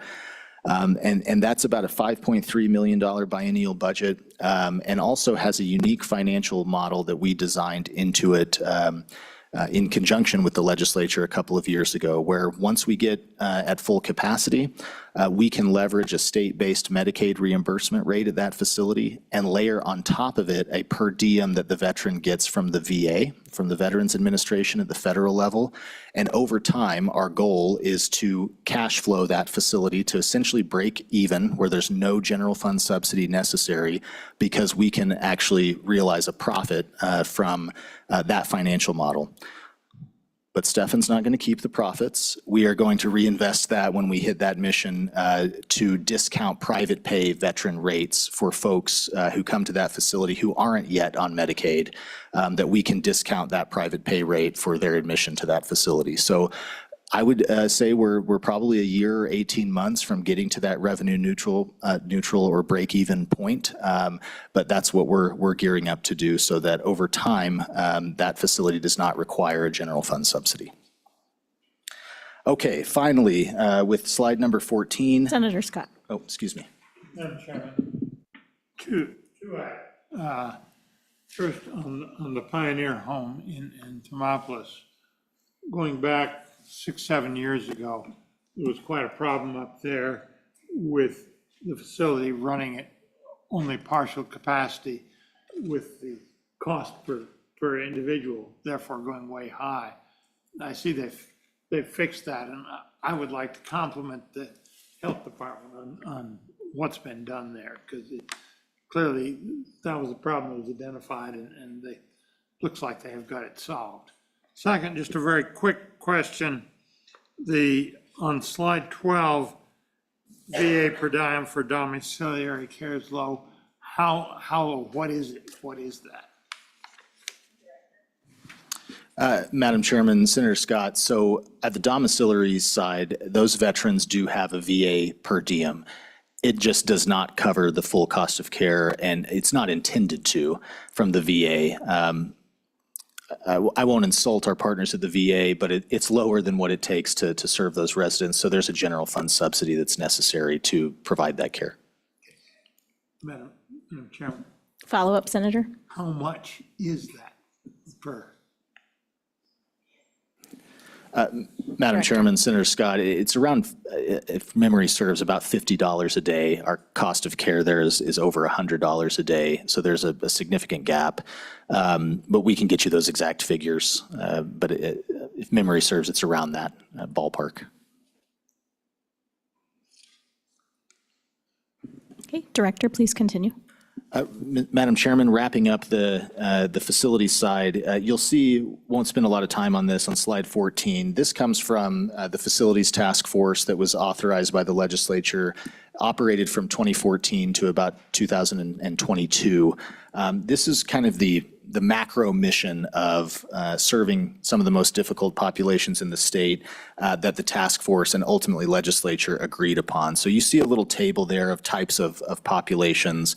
I mentioned folks with developmental disabilities and exceptional behaviors, Title 25, Title 7, geriatric, psychiatric, high medical needs, hard to place, which is a broad category that is actually defined in statute. These are potentially former sex offenders, folks that private or nonprofit facilities might not admit for liability reasons, and then emergency placements. You can see in that color scheme what the legislature, in a broad sense, directed the department to implement. In red, you see the state hospital. In green, you see the Life Resource Center and Retirement Center. And as we've discussed, we've also peppered in some of that mission-centric focus with the Pioneer Home and even the Veterans Home to try to broaden that capacity that we have in the department, beds that we have to serve these clients. But generally speaking, on slide 14, you can see the overall kind of legislative direction of what the mission of those various facilities is and the types of populations they're geared toward. We have a question. Representative Ottman. Thank you, Madam Chairman. Director, when you were mentioning the different populations and where they are, there is a big move in a lot of different areas with insurance companies not wanting to cover things anymore. And I heard one of the things was for behaviors, because it's going to be very expensive because of the behaviors. Is that going into the mix these days? Director. Madam Chairman, thank you. Representative Ottman, yes, aware of that issue. In our state facilities, generally speaking, the pay sources or the payers that we partner with or rely on are Medicaid, sitting to my right, Medicare in some cases, which is all federal, but generally for the 65 and older population, and at the Veterans Home, the Veterans Administration. So it's a little bit of a different arrangement with the state facilities and the kind of populations we have, where we do bill and leverage private insurance when we can. Generally in our facilities, those are for procedures, for example, that might happen in an outside facility that we take someone to and they happen to have insurance coverage. But by and large in our facilities, those are either all of those services are financed by state funds or a combination of federal funds through Medicare and Medicaid. Okay, please continue, Director. Last slide, Madam Chairman, on the facilities is slide 15, just a little bit of an eye chart that shows on the Title 25 side our costs over time, as well as what we're modeling out for this current biennium. Those of you who were around at that time might recall in 2015 and 16, we had a significant cost overrun in Title 25 for a variety of reasons, including what we've talked about with the wait list at the state hospital and the need to have essentially overflow beds out in the communities at either general hospitals or psychiatric hospitals like WBI.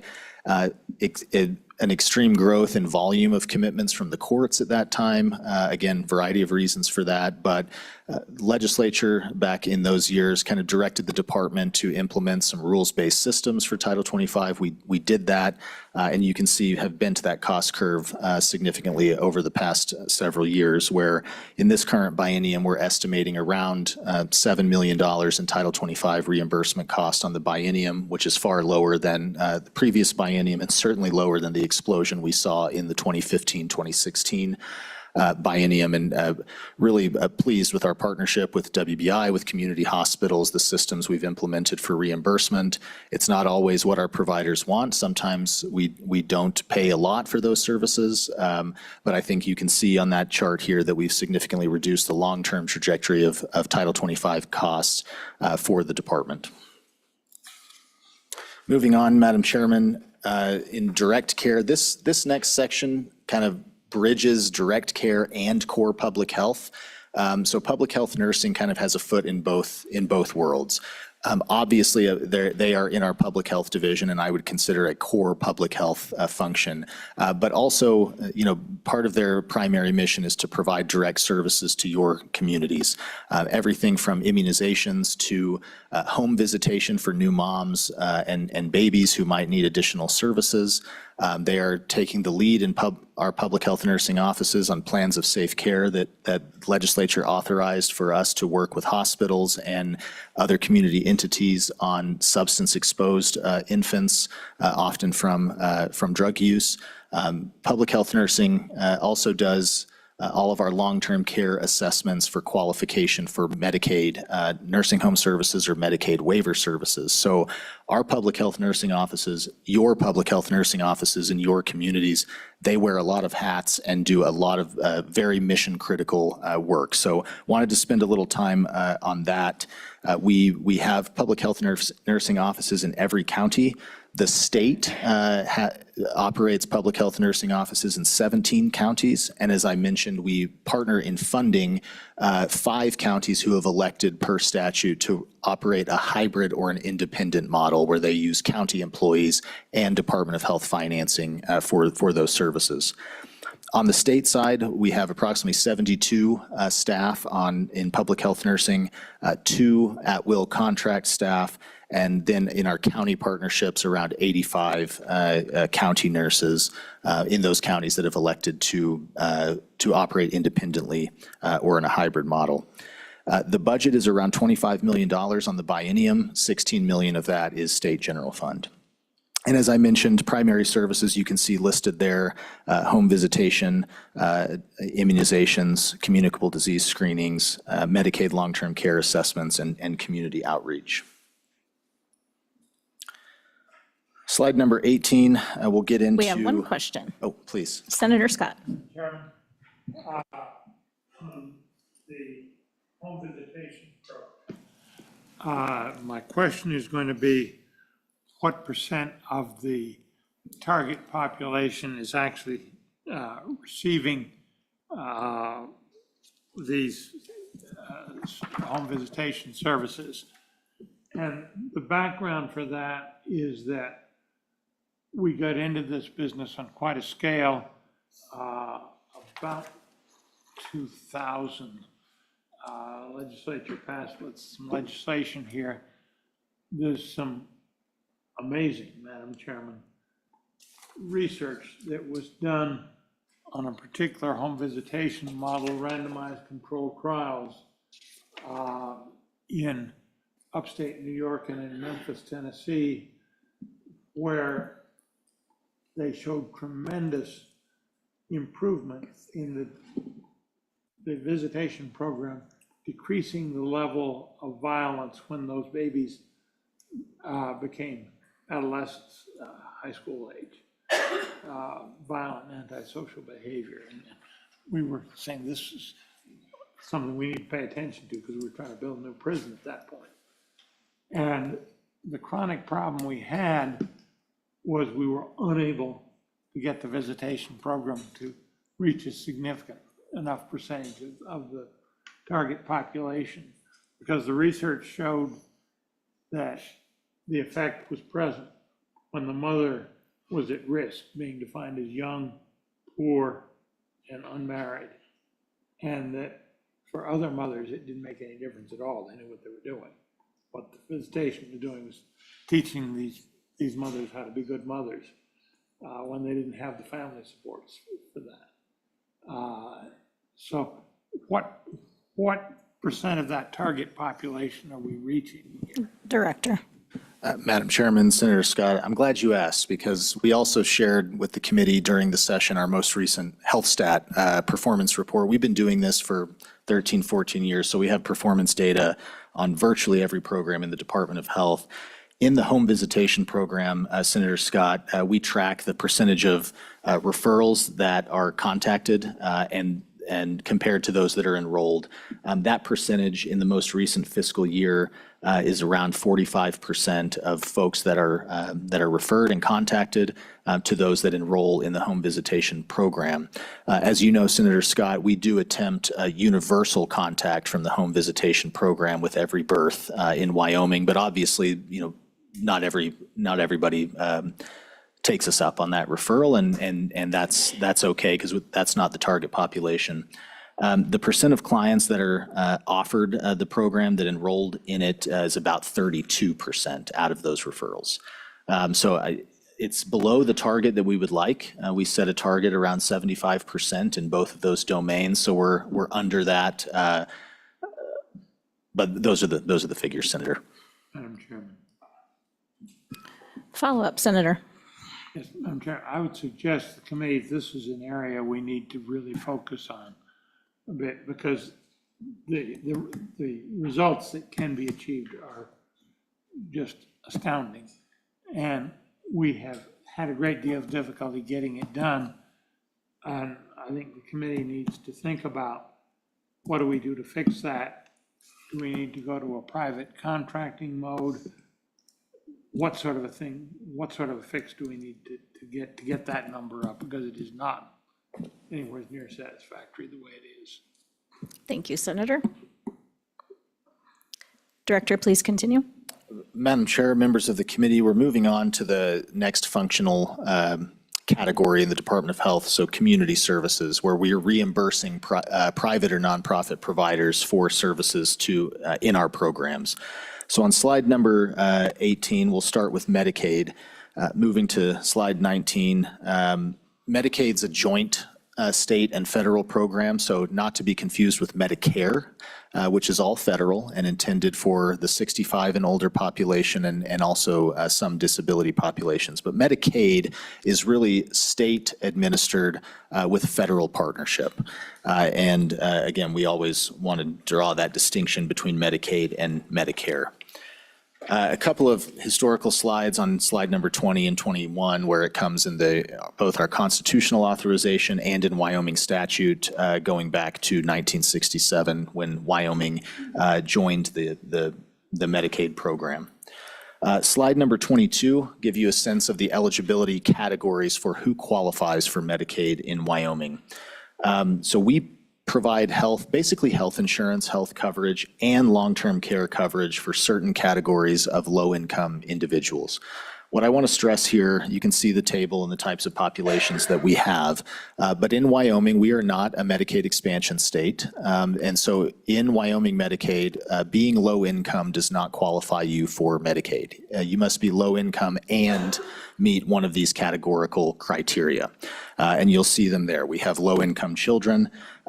We have very low income caretakers, so folks who are a caretaker for a disabled child can qualify for Medicaid. We have long-term care services for nursing homes, as well as our waiver programs. We cover low-income pregnant women and individuals with intellectual and developmental disabilities through our waiver programs. In total, this is as of April of this year, our enrollment was just over 68,000 individuals in Wyoming.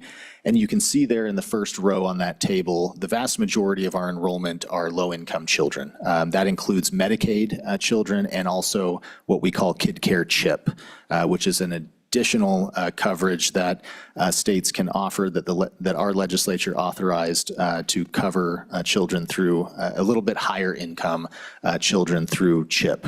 And so the vast majority of our enrollment are kids. On slide number 23, you can kind of see those eligibility categories collapsed and broken down and what those income limits are based on the federal poverty level. So with children, we go up to, including CHIP, we go up to 200% of the federal poverty level. And you can see on the far right column, the estimated income for a family of 3, that would be around $53,000. In the pregnant women category, we cover pregnant women both prenatal and 12 months postpartum up to 154% of the federal poverty level. And for an individual, that annual income is around $24,000 a year. Low-income caretakers, what we call our family care adults, again, the threshold, income eligibility threshold is very low here at around 41% of the poverty level. So these are folks who make, on an individual level, less than $11,000 a year. And then finally, we have our SSI population, approximately 75% of the poverty level, and nursing home and waiver populations, bit of a different income standard than federal poverty limit. It's 300% of SSI, which for an individual equates to below $34,000 in annual income.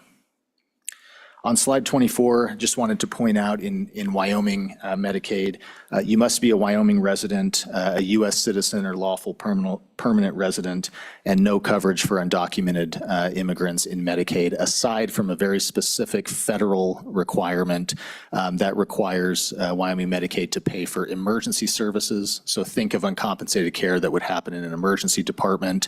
If an undocumented immigrant were served there, we pay for a small amount of emergency services in those types of settings, and that's a federal requirement for all Medicaid programs. We have a few questions. Senator Steinmetz.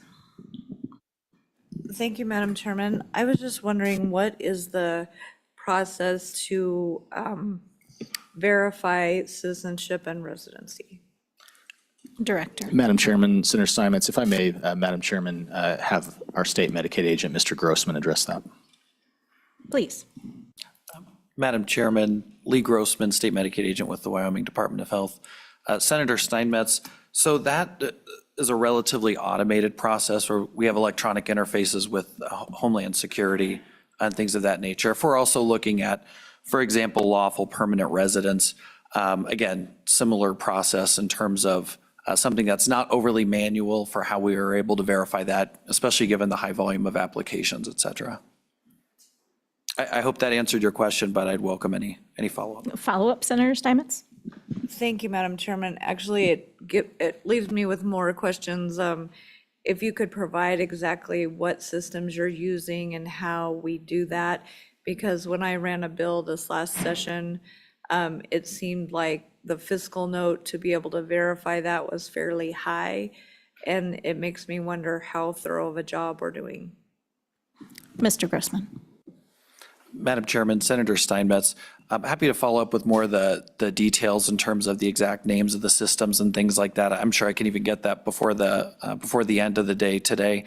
Typically, for example, if we're changing the scope for how any of those interfaces run, there's more of the cost on the IT side versus accessing that information. But again, happy to get you more of the details in terms of the exact interfaces and some of those sources as a follow-up. So thank you. Senator Scott.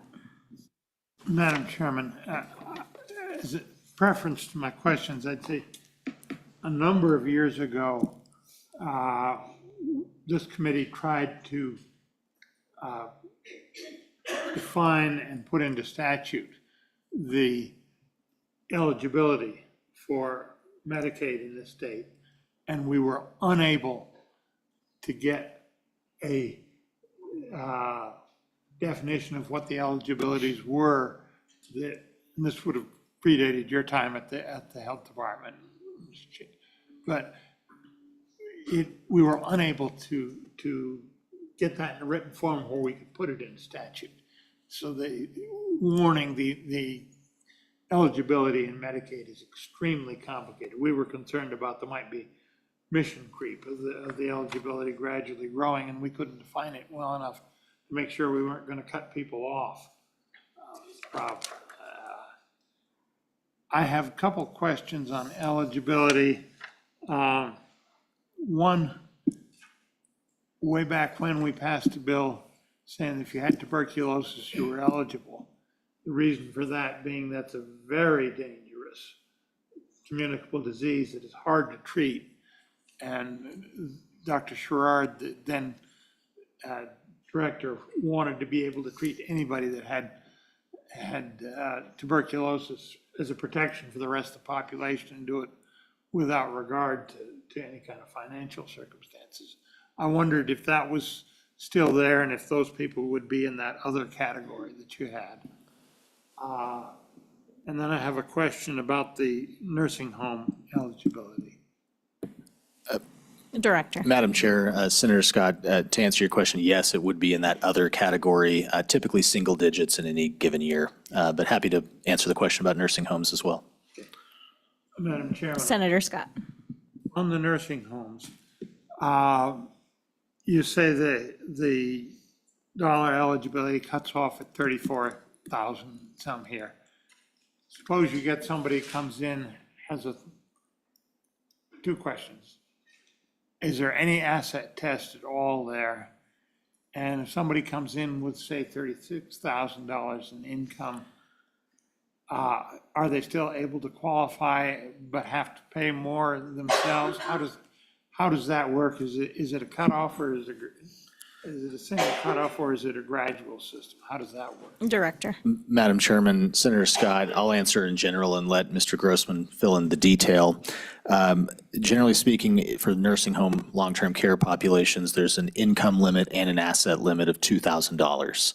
And so it's very, very low. I don't believe that's been updated since the late 80s or early 90s.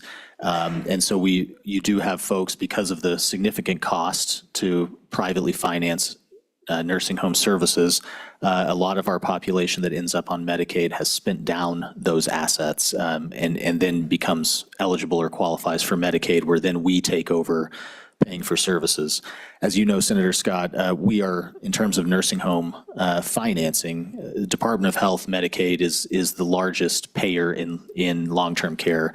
We fund about 65 to 70% of all nursing home bed days in the state. So again, it points out that while our income and asset limits are very low in terms of who can qualify, that because of the cost of long-term care, we do see a significant population that end up on Medicaid. Senator Hutchings. This is for Mr. Grossman. Where we have undocumented or ineligible immigrants do not qualify for full Medicaid coverage, but per the federal law, Wyoming must cover emergency services for this population as long as they meet eligible requirements besides citizenship. What are those eligible requirements? And it seems to me, maybe I'm wrong, you're saying you rely on Homeland Security. If they're undocumented or ineligible, how is Homeland Security coming into play? Do you call them, or you have a hotline, like someone comes into the emergency room and they need help and somehow contact Homeland Security? Nope, that person's not on the list, or because they're undocumented. How is this process working? Grossman, this is for Grossman. Mr. Grossman. Unless you can do it. Thank you, Madam Chair. Madam Chairman, Senator Hutchings, thank you for the question. So I realize that that description in some ways sounds like a bit of a double negative, right? So let me try to do my best to speak to that. So you heard about the eligibility categories, right, that we have on slide 22, where we describe these various categories. So someone needs, in order to qualify for these emergency services, an individual, one, needs to have that emergency, so at a emergency department, et cetera, and then still fit into, for example, a family caretaker category, right? This does not mean, just to be very clear, what I think that sentence is intending to convey is that by virtue of being an undocumented immigrant doesn't just get you on to emergency services, right? It's still all the same criteria. Income, if it's an eligibility category where there would be an asset limit, you would still have to go through all of those steps. So let's go through an example here. Just that's how my brain works. So there's someone who's in an undocumented status, maybe in a car wreck or some other kind of emergency where they're getting services at a local emergency department in Wyoming. Typically, whatever that insurance status is, obviously that's going to vary from hospital to hospital, I'm sure. But let's say after the care is delivered, bills received, typically at the point of service, right, at the hospital, no care, or excuse me, no insurance coverage. And so at that point, it would really be incumbent upon certainly the individual in terms of potential payment options. And this is one option that typically hospitals are going to be aware of in terms of application to Medicaid. Again, submit all the same information. But in that application, we're going to ask about citizenship status, immigration status. And so through that particular method, let's say someone even said, yes, they are a citizen. Through our electronic interfaces, that's where we're going to verify and essentially get that bounce back that no, this person is not a citizen or unknown to or unable to verify that information. So I realize I'm giving you a long answer to what was admittedly a concise question, but I think just to put it in a quick bullet point, again, person needs to meet all the income, asset requirements in order to qualify through emergency services, except for that citizenship requirement. I can tell I may not have answered your question very satisfactorily. So if I can get some guidance to help me answer that a little bit better, Senator, Madam Chairman, I'd be happy to do my best. Director. Madam Chair, thank you. Senator Hutchings, just to put it in context, this emergency services group is about 100 people on average in a year. So it's in relation to our approximate 70,000 enrollment in Medicaid, it's very small, not to dismiss it as an issue, but it's not a pathway to full coverage under Medicaid. We wanted to point it out as a specific point that we do not, for general Medicaid programs, allow non-US citizens or non-permanent residents to qualify in Wyoming, save for this very esoteric and specific federal requirement for emergency services for that population. But happy, Senator Hutchings, to follow up with what those system interfaces for citizenship look like. Follow up, Senator Hutchings. Yes, ma'am, and hopefully it'll be quick. So in other words, if I'm undocumented and ineligible, I go to the hospital because I've been in a car wreck and I don't have any money, we bite the bullet. Madam Chair. Director. Thank you, Madam Chairman. Senator Hutchings, yes, for emergency care that would be uncompensated at the hospital, there's a payment mechanism in Medicaid for that. Representative Wasserberger. Thank you, Madam Chair. Okay, so this kind of is similar to what Senator Hutchings was asking about, and maybe you did kind of answer it through some of the grapevines there, but I'm just kind of wondering, so if you have an undocumented immigrant who's in an emergency situation, does it qualify as an emergency? Director. Madam Chairman, Representative Wasserberger, I didn't understand the question. Okay, so Representative Wasserberger. thank you, Madam Chair. If you have an kind of like what Senator Hutchings was asking, if you have, you got an undocumented immigrant, they're in a car wreck, typically for anybody that's an emergency situation, would it qualify when they go to the hospital as a emergency situation?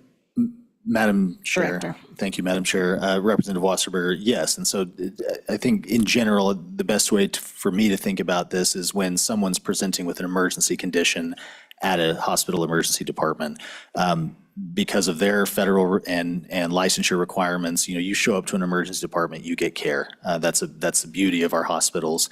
This is more on the back end, that should that individual have all of their care is uncompensated, there's a program pathway and very restrictive way to provide some level of reimbursement on an emergency basis for that care.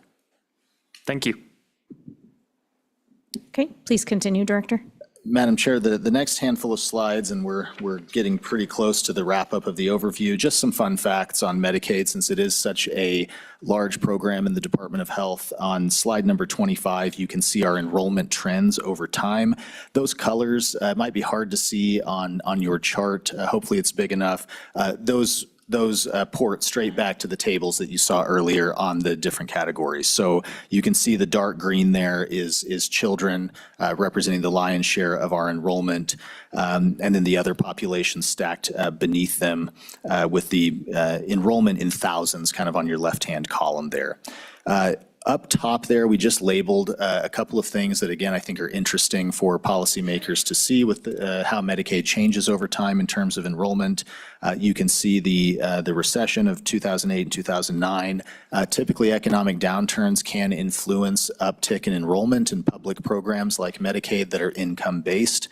You also see a spike there around 2014 when the Affordable Care Act, or Obamacare, was implemented. There were certain mandatory expansions, not the general Medicaid expansion that you have heard about that is optional to states, but there were coverage categories that the Affordable Care Act, Obamacare, took up in the federal poverty level of eligibility. So you see a slight increase there around 2014. Shortly after that, based on the legislature's direction, we also implemented a new rules-based eligibility system to ensure we're doing the best job we can with our systems to accurately verify income, assets, those types of things. And many of you were around during that implementation. And you can see starting in 2015, a pretty steep but gradual reduction in enrollment because of that system implementation. Then fast forward to 2020. This is something that warrants explanation because you look at our enrollment charts and say, oh my goodness, what happened with Medicaid enrollment during that time period? This was a federal provision that during the public health emergency that the federal government declared during the pandemic, all state Medicaid programs, including Wyoming Medicaid, we were prohibited from our normal disenrollment process. And so we have kind of an artificial inflation of Medicaid in enrollment in Wyoming during that 3 or 4 year period. As we've talked about before with some of you who were on the committee during the public health emergency, we didn't see the same kind of a correlating growth in expenditures or utilization. So a lot of that enrollment growth were likely folks who were on Medicaid but did not know it because we hadn't gone through that normal disenrollment. But you see starting in 2013 and going on to today, we implemented what we call the public health emergency unwinding. So when that federal prohibition on disenrollment was lifted, we began the process of our normal disenrollment again, and you can see the steep decline and reaching, once again, kind of what we would consider a normal Medicaid enrollment. So I'm proud of Mr. Grossman's staff. That was a lot of moving goalposts from the federal government, a lot of last minute changes for several years, and a significant amount of work, both with systems and manual work to do all the verifications necessary, notifications necessary to complete that unwinding from the public health emergency. Director, since that the feds had prevented the disenrollment process of the states, have any states taken the initiative to legislate and prevent that from happening in the future since then? Madam Chairman, not to my knowledge. I think that would have to come from federal congressional action because it was implemented at the administrative level by HHS and CMS at the time. What they did during the public health emergency in conjunction with that prohibition on disenrollment, there was also an enhanced federal match rate to account for that. I think it was a 6.2% federal match increase during that public health emergency. But Madam Chairman, to my knowledge, I'm not aware of states that have taken that action. Moving on, Madam Chair, slide 26, again, just kind of fun facts on Medicaid here. The number of births paid for by Medicaid, essentially the population of folks that are born in Wyoming that are on Medicaid, it's about a third. It's been declining over recent years, but you can see the total number of births on the left-hand chart there in black, and the Medicaid births in red, and then zoomed in as a percentage on your right-hand pane there. Slide number 27 kind of gives you an overview of our benefits. I won't spend too much time here. We've already discussed it at length, but we pay for folks that are eligible for Medicaid. We pay for medical care. We also pay for some extended medical benefits. So dental for children, for example, very limited dental for adults, as well as vision services. Importantly here, I wanted to mention that Medicaid also, as we discussed prior, is a significant payer for long-term care coverage, both in nursing facilities and in home and community-based, home health, at-home services for folks who qualify both clinically and financially for nursing home placement, have the option to receive those services at home as well. So we have a network of community providers that enroll with Medicaid and deliver those services, home health, nursing, even home-delivered meals that can be delivered through Medicaid as well. And you can see that in the table on slide 27. On slide 28, give you a sense on the broad macro side of our historical expenditures and our average enrollment, which can give you a calculation of our per member per month costs over time. So taking all Medicaid members, which includes children who are very inexpensive, up to nursing home and developmental disability populations, which on a per person basis are much more expensive given their acuity or care needs. But over time, you can see the expenditures and the average enrollment, which has fluctuated. On the previous chart, we talked about some of the reasons for that enrollment fluctuation in recent years. Same kind of chart. We won't spend a lot of time on that on slide 29, but we like to nerd out on some of this data and look at it also inflation adjusted based on the previous year. But I want to move to slide number 30 in the per member per month, as I just mentioned, in the type of population. So just to reinforce, folks who are on our developmental disability waivers, you can see we average around $6,400 per member per month for that population, whereas children at the very bottom of that table, which represent the vast majority of Medicaid enrollment, our per member per month for that population is around $300. So very, very significant difference in the monthly cost of care depending on the population. But again, we thought it would be helpful to point that out and visualize it a little bit. Madam Chairman. Representative Yin, welcome. Madam Please. Chairman, thank you. Director Johansson, so I had a discussion with someone who is a parent of a DD adult, and they are concerned that because we didn't pass the supplemental budget that had replacement DD amounts for the ARPA dollars, that their budgets are going to go down for their DD adult, and they're worried about their providers going away. Do you have concerns around what will happen with those developmental disability adults population? Madam Chairman, Representative Yin, thanks for that question. So just in recent months, yes, with the failure of the supplemental budget this year, there was some funds in the DD system that were ARPA financed that were expiring. And that was added in, I think, by joint appropriations and considered on both floors, which ultimately didn't cross the finish line. Since then, we tried to bridge that gap between this interim and the next budget session for the 2027-28 biennium. So with those expiring funds, we held two of the services within those ARPA-funded services that would have seen the most significant reduction. Just for this interim, we held those harmless with internal financing from the Department of Health that we will bring back to the Joint Appropriations Committee and the legislature as a policy decision. But I will put it in context that that was approximately $3.8 million of funding that was expiring. That system on a biennial budget is around $320 million. So on the macro side, just in all of the financing, it doesn't appear terribly significant. But with our waiver programs, it's a mixed bag of who is using what service and at what provider. So the impacts of a reduction like that or an expiration of federal funds can disproportionately impact some participants over others. So we tried to target that in this gap that we're bridging with the failure of the supplemental budget so that it can be reconsidered for 27-28. Senator Steinmetz. Thank you, Madam Chairman. And with that budget discussion, what were your reversions? And I would assume that the supplemental budget not passing didn't affect, I thought in the base budget, we let you keep some of your reversions. And so could that cover some of the things that might have impacted you in the supplemental?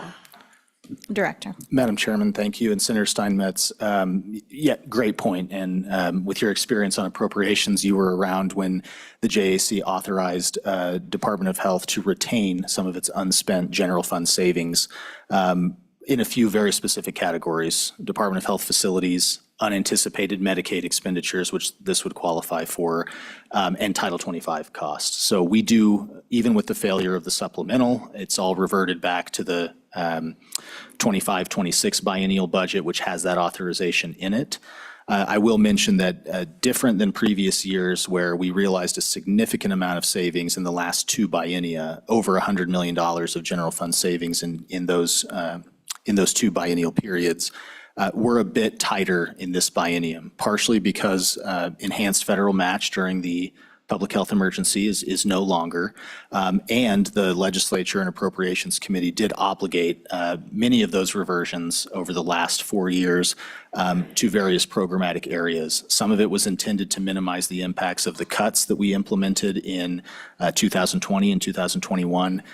So it's not as great of the good old salad days of the last 4 years with the Department of Health reversions being significant, but we have retained them and can use them for these purposes in a limited fashion. Senator Scott.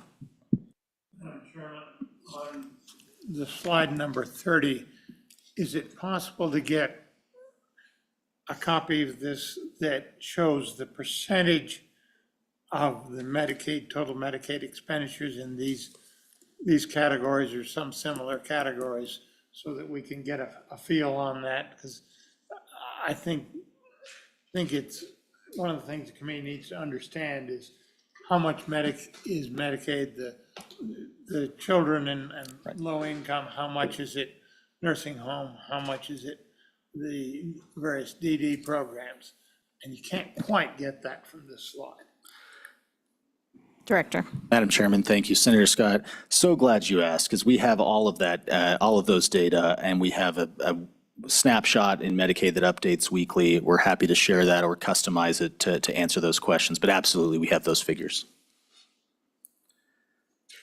Finally, Madam Chairman, on slide 32, just some administrative fun facts. I mentioned this in context of the broader Department of Health.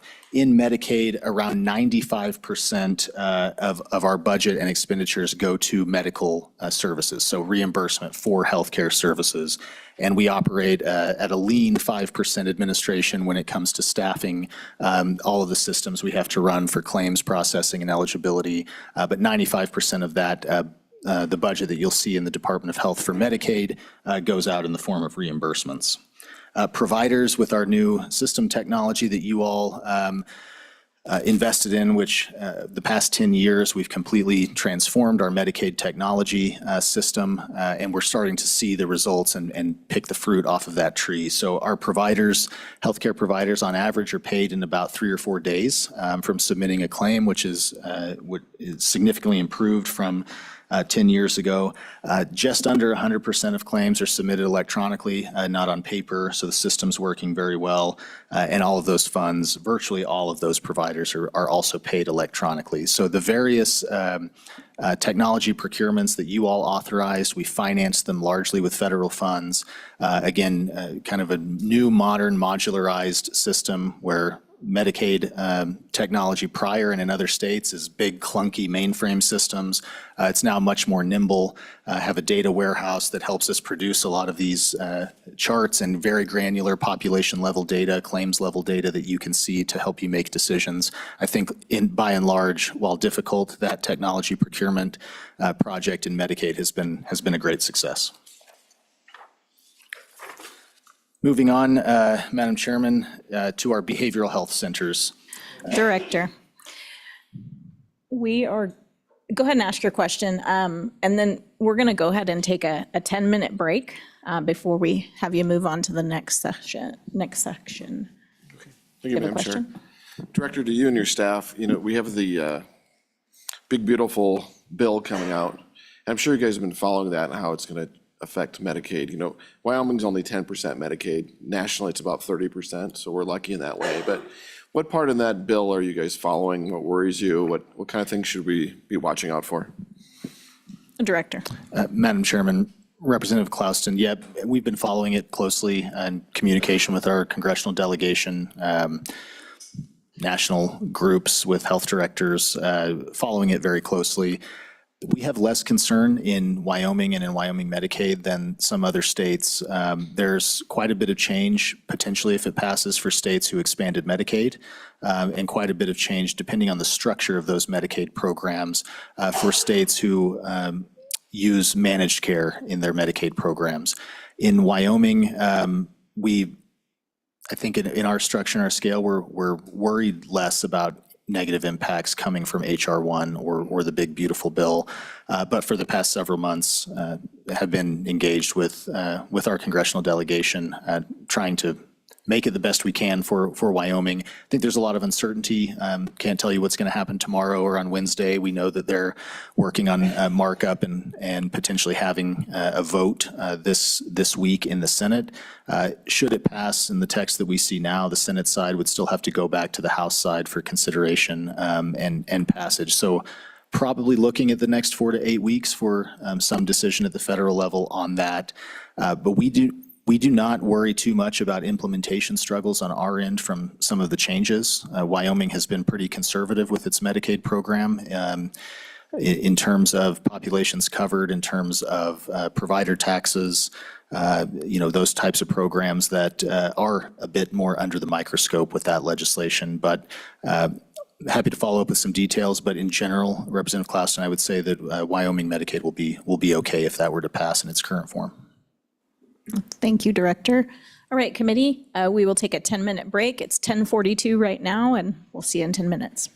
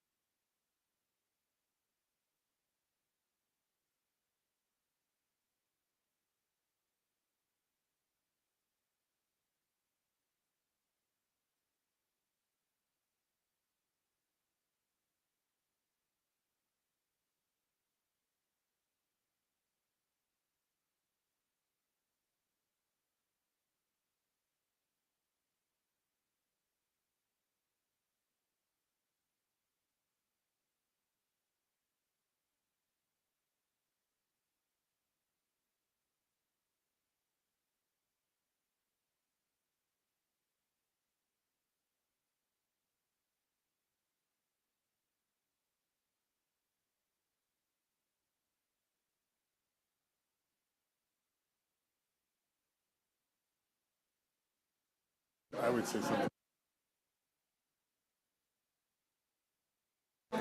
All right, thank you for getting back on time. We are going to keep moving forward with presentation by Department of Health.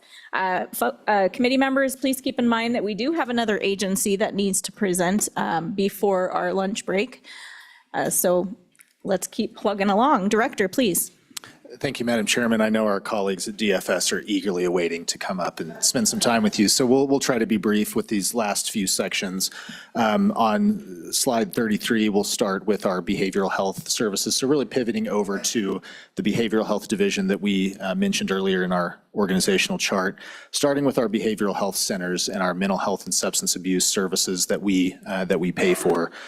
We currently have 8 behavioral health centers, kind of macro organizations, but you can see on the slide on page 35 where those 8 organizations have footprints for community mental health and substance abuse centers around the state.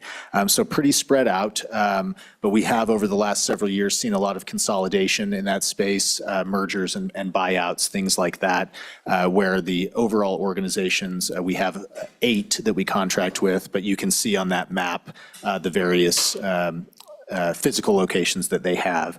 What that outpatient and residential behavioral health funding goes to are essentially 4 priority population groups. Acute psychiatric adults, so think of folks who are in or adjacent to the Title 25 system.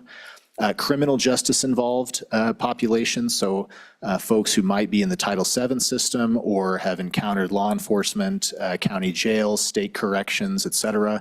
That's a priority population for this funding, as well as high needs children and their families. So folks who are in or adjacent to the Department of Family Services system, referred to a behavioral health center by a school, for example, with some higher acuity behavioral health needs. Those 3 population categories would qualify for services for our state-funded behavioral health centers. And finally, there is a low-income, higher need low-income group under 200% of the federal poverty level that is also a priority population per the statute for our behavioral health funding. Moving on, slide 36, also in the behavioral health division, these are our developmental preschools, or what is referred to in our budget or in the statute as Early Intervention and Education Program, or EIEP. But these are developmental preschools that provide developmental disability and developmental delay services to children birth through age 5 through 2 program functions. I'll take them in that order. Birth to age 2 is what we call our Part C program,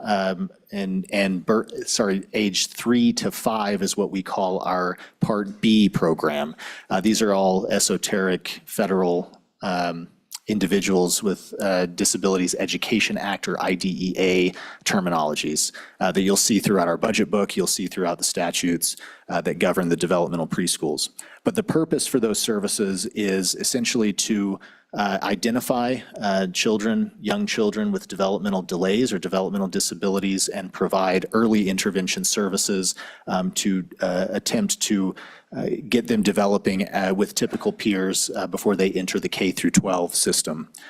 We have 14 regional child development centers that participate and provide services under this program. And on slide 38, you can see the amount of children that we serve over time. For the 3 to 5-year-olds, approximately 2,200 children currently enrolled, and for the birth to 2-year-olds, approximately 1,200 children enrolled. That trend has been steady for about the last 6 or 7 years, and as you can see, Part B, the 3 to 5-year-olds, really fluctuates with the school year. That's kind of when child identification happens, when enrollment happens, and you can see that kind of cyclical dipping and spiking in enrollment. On slide 40, just a little bit of a reference, you can see a little bit of an eye chart, kind of hard to see, but a few recent changes to this program. You all passed a bill a year ago with the Child Development Centers and the EIEP program to change a few things. One, you changed the per child amount, taking that up pretty significantly, and you also changed the the time when child identification or the child count happens. And that now happens in May. It used to happen in December. And so maybe not all of the children would be captured in the child identification and therefore affected the center's funding. That was all changed through Senate Enrolled Act 56 and also Enrolled Act number 50 on the appropriations side. On slide 41, Madam Chairman, you can see the EIEP, or developmental preschool funding, pretty significant line item in our budget, as I mentioned earlier this morning. So on we run about $80 million biennial, a little over $40 million on a fiscal year. The vast majority of that is state general funds, but you can see on your kind of third column there, we do, through IDEA, Federal Department of Education, we do see around $3 million of federal funds in this program. And finally, two sections on community service.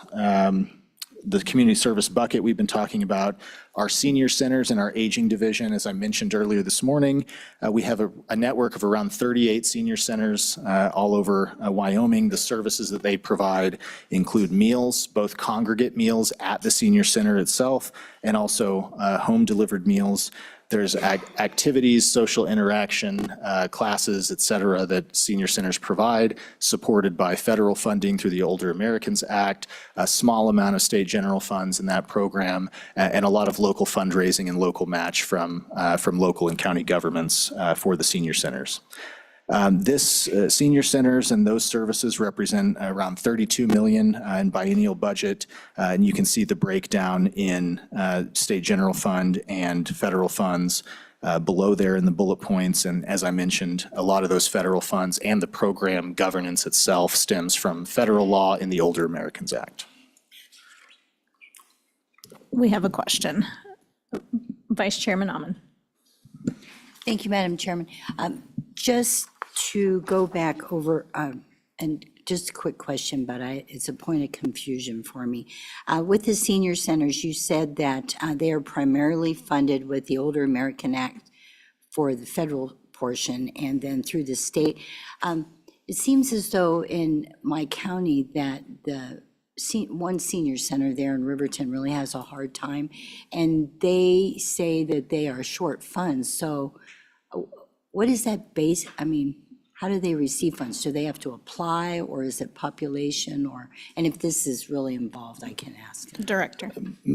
Madam Chairman, Representative Ottman, we can follow up offline on the specific center, but in general, there for those grants that are federally provided, there's a request for application period. I believe it's every 2 years. It might be every year that senior centers can apply for those funds, but I'd have to look into the details on that specific center to see where that where their funding breakdown might be. Senator Scott. Madam Chairman, first a comment on the developmental disabilities in the children. Funding it adequately at this level is very cost effective for the state, because it's better to deal with these problems from a age appropriate fixing the problem perspective. The younger age works better than the school age, and because the school district's gotten some very expensive habits in this area. If we were to shortchange it here, we'd really pay for it down the line in increased K-12 expenditures. Second, and the question here is, am I right in thinking that most states, the 2 and below is in the health department, and then the transition is to education for the next group up? We're unusual in keeping the next group up in the health department. I'm thinking that the real needs, real decisions are more medical than they are educational, although they have educational implications. And I fully support that, but am I right in thinking we're unusual that way? Director. Madam Chair, Senator Scott, I'd have to check the other state structures to see if we're unusual. I know it's a mixed bag across the country. But yes, we do have both the Part C, birth through 2, and the Part B, 3 to 5-year-old program in the Department of Health. Interestingly, we are considered in the 3 to 5-year-old program, we are considered the 49th school district. So we are regulated by the Wyoming Department of Education in addition to the Federal Department of Education. So it is a peculiar regulatory structure, I'll put it that way. But we work hand in hand with the Education Department and enforce their policies, their rules, et cetera, through Department of Health. Follow up, Senator Scott? Madam Chair, I just want to make very clear, I very much approve of the current setup. I think we've got it right in terms of where the relative expertise is, but it is different. Director, please Thank you, continue. Madam Chair. Slide number 45, our last kind of community service category is women, infants, and children, or WIC. The purpose of this program is to fund purchase of nutritious food for women and newborn babies. We have a network of around 75 contracted grocery stores and a monthly caseload of just under 8,000. You can see the staffing for the WIC program, about 14 full-time, 12 part-time employees, 12 contract employees, and approximately 22 county staff. The budget is mostly other funds and federal funds, so 1.6 million in general funds. The remainder is federal funds and other funds. And moving on, Madam Chair, to our last functional category before we briefly mention some regulatory functions of the department. Something, I think this is a term I invented, but we're calling core public health, newly defined in our strategic plan for the department that, as I mentioned before, also includes public health nursing and WIC, which are more direct care services. But the next few items, I think, fit nicely into this category of really core or mission critical public health. The first on slide 47 is epidemiology. So we do infectious and chronic disease surveillance per statute. And you can see some of the fun facts there in the number of cases that we investigate, outbreaks of various illnesses or infection. And we also manage the behavioral risk factor surveillance survey system, kind of a mouthful there, affectionately known as our BRFIS or BREFIS survey. Gives us a lot of population level, population health data that we use to model various decisions that you all are interested in or would like to discuss. So you'll see BRFIS data often in our reports or in the data and visuals that we provide to you. Slide 48, MCH, or maternal and child health. I'll just be very brief here since we'll be talking this afternoon about maternity care and maternity deserts. But our MCH unit, the real purpose is to lower the incidence of preventable death and disease in mothers and children, promote family resilience, healthy growth, and development. So we focus on a few areas in this section: women and infant health, children with special health care needs, youth and young adult health, and maternal and child health epidemiology connected to our public health sciences epidemiology unit that we just discussed. Budget and staffing there, you can see, again, mostly federal funds and other funds, about $1.1 million of general funds, and 11 full-time employees. Slide number 49, also in core public health, immunizations. So we subsidize certain doses of immunizations. We report rates of immunization, oversee the statute that governs mandatory school immunizations for children enrolling in school, as well as the exemption process from that mandatory requirement. In this section, we have about 8 full-time employees and 1 contract employee, approximately a $7 million biennial budget, about half of which is general funds. And finally, in core public health, in the public health division, I mentioned this earlier this morning, our public health laboratory, somewhat of an unsung hero in the Department of Health. It's located in Cheyenne, and they wear a lot of different hats. It's a very advanced laboratory. If you ever had the chance to go there, I would recommend it.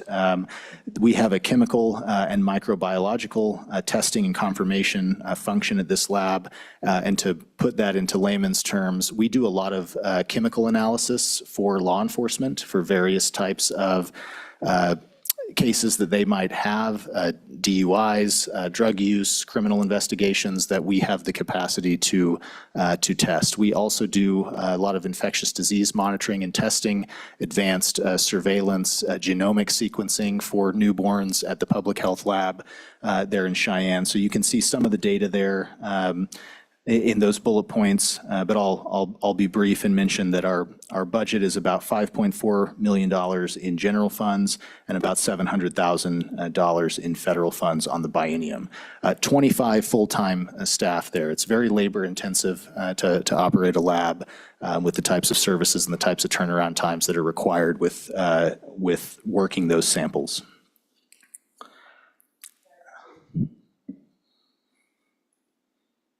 Senator Hutchings. Thank you.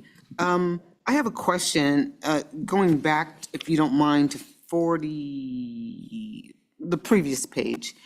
Immunizations, and you're subsidizing those for kids that go to, I'm assuming, just public school, because you keep saying the word mandatory. I'm wondering about those kids that don't go to public school and the parents don't want to immunize them. What are you finding? Are you finding all these different diseases in those kids that aren't being immunized and staying home versus the ones that are being immunized? Are you finding any correlation there that, oh, they should get their shots? Director. Madam Chairman, thank you. Senator Hutchings, a really good question that probably warrants some follow-up, and I'm probably not the best person to answer that. I don't know. We wouldn't have data on that specifically, because kids who are homeschooled or don't go to public school wouldn't be required for those immunizations. But let me follow up on that on the population health level and see if we can track any correlations there. Just don't know off the top of my head. Thank you. And just quickly follow up, because you would assume that if you're seeing these diseases come through the hospital, the medical system, what's going on?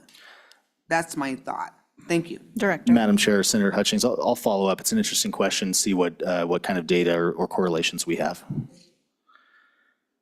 Slide number 51, members of the committee, we talked about vital statistics services earlier. Again, you wouldn't intuitively think of this as a public health program, but if you go back 1,000 years, tracking records, births, marriages, deaths is really a core public health function in the world. We operate that out of my office. As we talked about, we issue birth, death certificates, maintain birth, death, marriage, divorce, abortion reports that's required by statutes, all comes out of this office.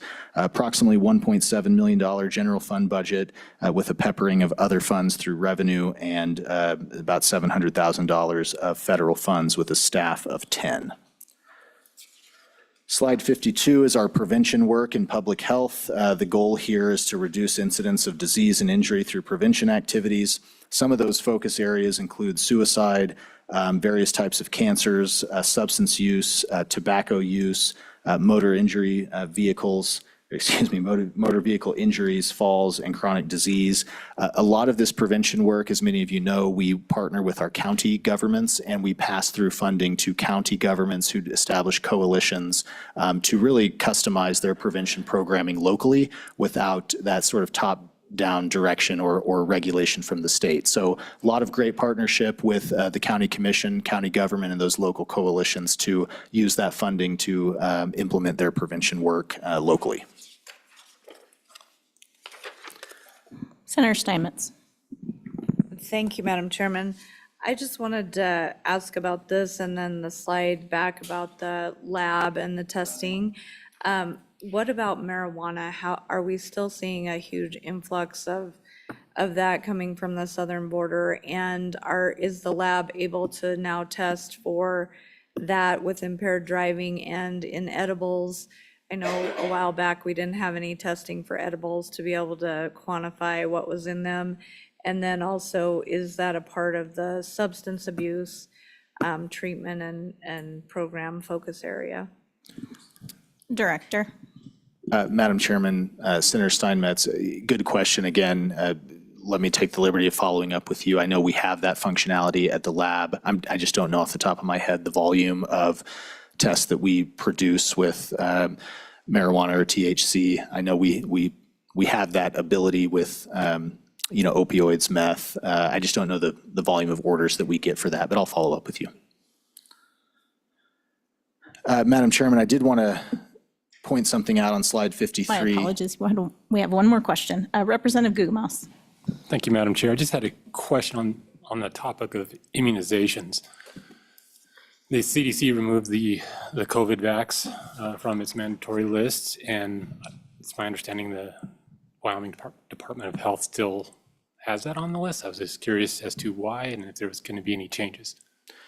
Director. Madam Chairman, Representative Guggenmouse, good question. We have never required either for school attendance or children or adults the COVID vaccine since it came out. What I think you're referring to, and not meaning to put words in your mouth, is the Department of Health's recommendation that aligned with the CDC's recommendation on who should get the COVID vaccine. Two things going on there, and we're evaluating and we'll make decisions accordingly this summer. The FDA changed its regulatory authorization for the COVID vaccine to be targeted to immunocompromised individuals and the elderly. The CDC so far, there's been a lot of change over there, as folks might have heard about, with basically the Advisory Committee on Immunizations, or ACIP. And I'm not sure they've made a formal recommendation yet after the FDA's announcement on the regulatory change, but we're tracking that and we'll adjust our recommendations accordingly for what we think is best for Wyoming. But to be clear, they've only, since coming out in 2021, the COVID vaccines, we have only made recommendations, no requirement or enforcement on that. Madam Chairman, on slide 53, I just think this is important with how much work this committee and the state has done trying to address suicide in Wyoming that we wanted to point out. We can't draw straight lines of causation on any of the efforts, but we have detected and we keep seeing a flattening and even a potential reduction of our overall suicide rate in the state and across our counties, which is welcomed news. It's good news. Whether that's related to our implementation of the 24/7 988 lifeline, the work that counties are doing to focus on this issue, the awareness with the governor's campaign the past several years on just general awareness about suicide and supporting prevention and behavioral health reforms and activities, we're optimistic about this. For going back to the early 2000s, so really 20 plus years, Wyoming's suicide rate statewide and in almost every county was just on a linear upward trajectory, and we have started to see signs of that curve bending. So in the overall context of prevention in this type of work, it's always good to point out some positive direction that we're starting to see, and we hope it holds, and we'll continue to report to you all on the trends that we're observing. And finally, Madam Chairman, the last. Representative Wasserberger. Thank you, Madam Chair. Just out of curiosity, with these suicide trends, is it typically with your younger generation where you saw that uptick and climb, and or is it just a range from adult down to child? Director. Madam Chairman, Representative Wasserberger, it is a mixed bag, but large volume is demographically speaking middle-aged to older white men. But obviously, we take any trend uptick, whether it's youth or any other demographics, seriously. It's important to point out, while our rate is not where we want it to be as a state, and it's a significant issue, the numbers are, relatively speaking, are small. So it's a very difficult exercise to discern trends. You have to look at long time series to see what that looks like. But generally speaking, the large amount of the volume, thankfully, is not in youth. But again, those numbers spike and you have one or two in a specific area, it would be really insensitive to say, well, we don't pay attention to that because it's only one or two in Hot Springs County or a rural area. That's a very significant spike in suicide that we take very seriously. Director, I have two questions for you. Piggybacking on that, in regards to suicide and the department's efforts, can you tell me how many counties have a suicide fatality review team in existence? That's my first question. My second question, does the department have any contracts existing contracts with perhaps the university the statistics organization that you guys used to contract with to evaluate the programs and the efforts that are underway in each county. Is there any short-term or long-term evaluation data that WISAC is producing, or any other entities that you contract with? Madam Chairman, good questions. I'll get back to you on the number of counties that have specific suicide review teams. I know we have that at the state level, but I don't know off the top of my head, county specific. Secondly, answer to your question is yes, we do have, contract with the university to evaluate prevention programming. Happy to share those reports with the committee. And the slide that you see on slide 53 is really a joint effort between my office, our public health division, vital statistics, and behavioral health to try to do some of that work internally on modeling out the trends that we're seeing and evaluate the performance of those as best we can of those efforts. But happy to follow up and share that with the committee. Thank you, Director. I've read your health stat report, but I think it's important when we look at programs that we evaluate the efficiency of everything that's implemented at the county level. So thank you. Absolutely agree, Madam Chair. Last slide in this section on slide 50. Senator Hutchings. Thank you. I'm sorry to yell out, but I didn't want to miss this. On the suicides, this may seem strange, but you mentioned middle-aged white males are the majority. And my thought is, usually when someone, I shouldn't say usually, but maybe when someone commits suicide, they leave a note. And are you getting any reasons why they're committing suicide? Like a standard. My wife left me. My kids left me. Something that's causing it. Director. Madam Chairman, Senator Hutchings, in some cases, yes. In some cases, no. Like I was mentioning before, that universal epidemiology work, quite frankly, doesn't happen in every place in Wyoming. Again, some of that is starting up, and we're beefing that up. But in general, I think we have ideas, concepts, hypotheses of what's driving the rates, and those vary. But not specific, track behind epidemiological work on every single case.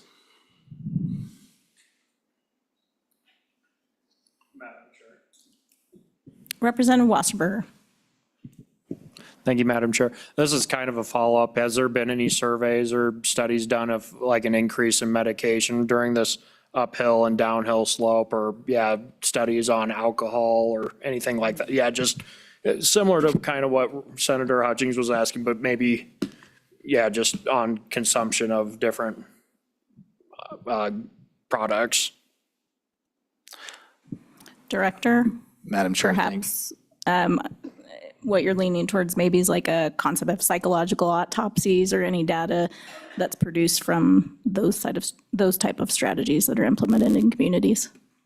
Madam Chairman, Representative Wasserberger, not comprehensively to my knowledge. I'm sure my staff will correct me if I'm wrong about that, and we'll follow up. We can analyze, death records and death certificates because you have leading cause of death, secondary and tertiary causes of death. So we could look for correlations there in our vital records data, but that's not something at the coroner level or, toxicology that we control. We're essentially records keepers in that regard. Certainly something we can analyze, but to my knowledge, a comprehensive study to that level has not been done.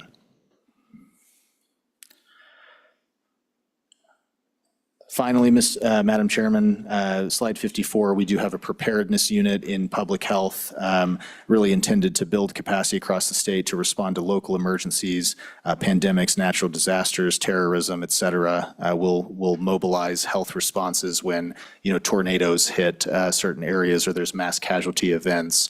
So preparedness work, it does exist in our public health division. You can see the budget there is largely, if not all, federal funds at around $15 million on the biennium, which also includes our hospital preparedness program and our Office of EMS with 18 full-time employees.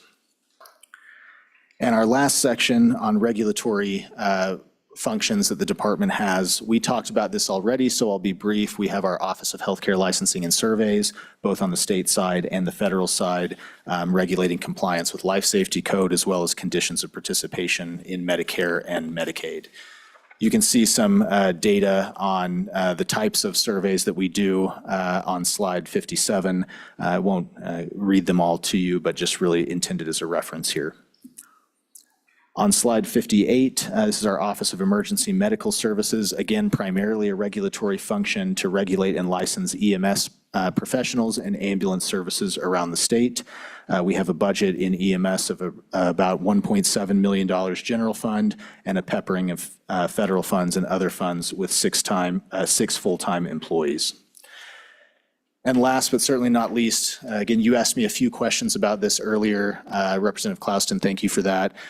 We are tracking and monitoring federal changes that are pending, both from congressional action as well as administrative changes with the various agencies that oversee or regulate our programs, primarily from Health and Human Services, or HHS, as well as their sub-agencies in the Centers for Medicare and Medicaid Services, Mental Health and Substance Abuse Administration, Administration on Community Living, the various federal entities. And as happens in leadership turnover, I've been here long enough to go through a couple of presidents and a couple of administrations.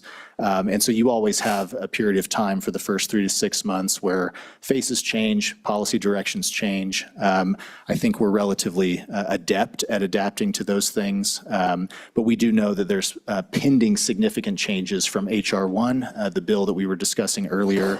Again, we're pretty well aware of what those changes could be, but nothing is final yet. So I hesitated to put a bunch of content in this slide because what I say today could very much change tomorrow or next week.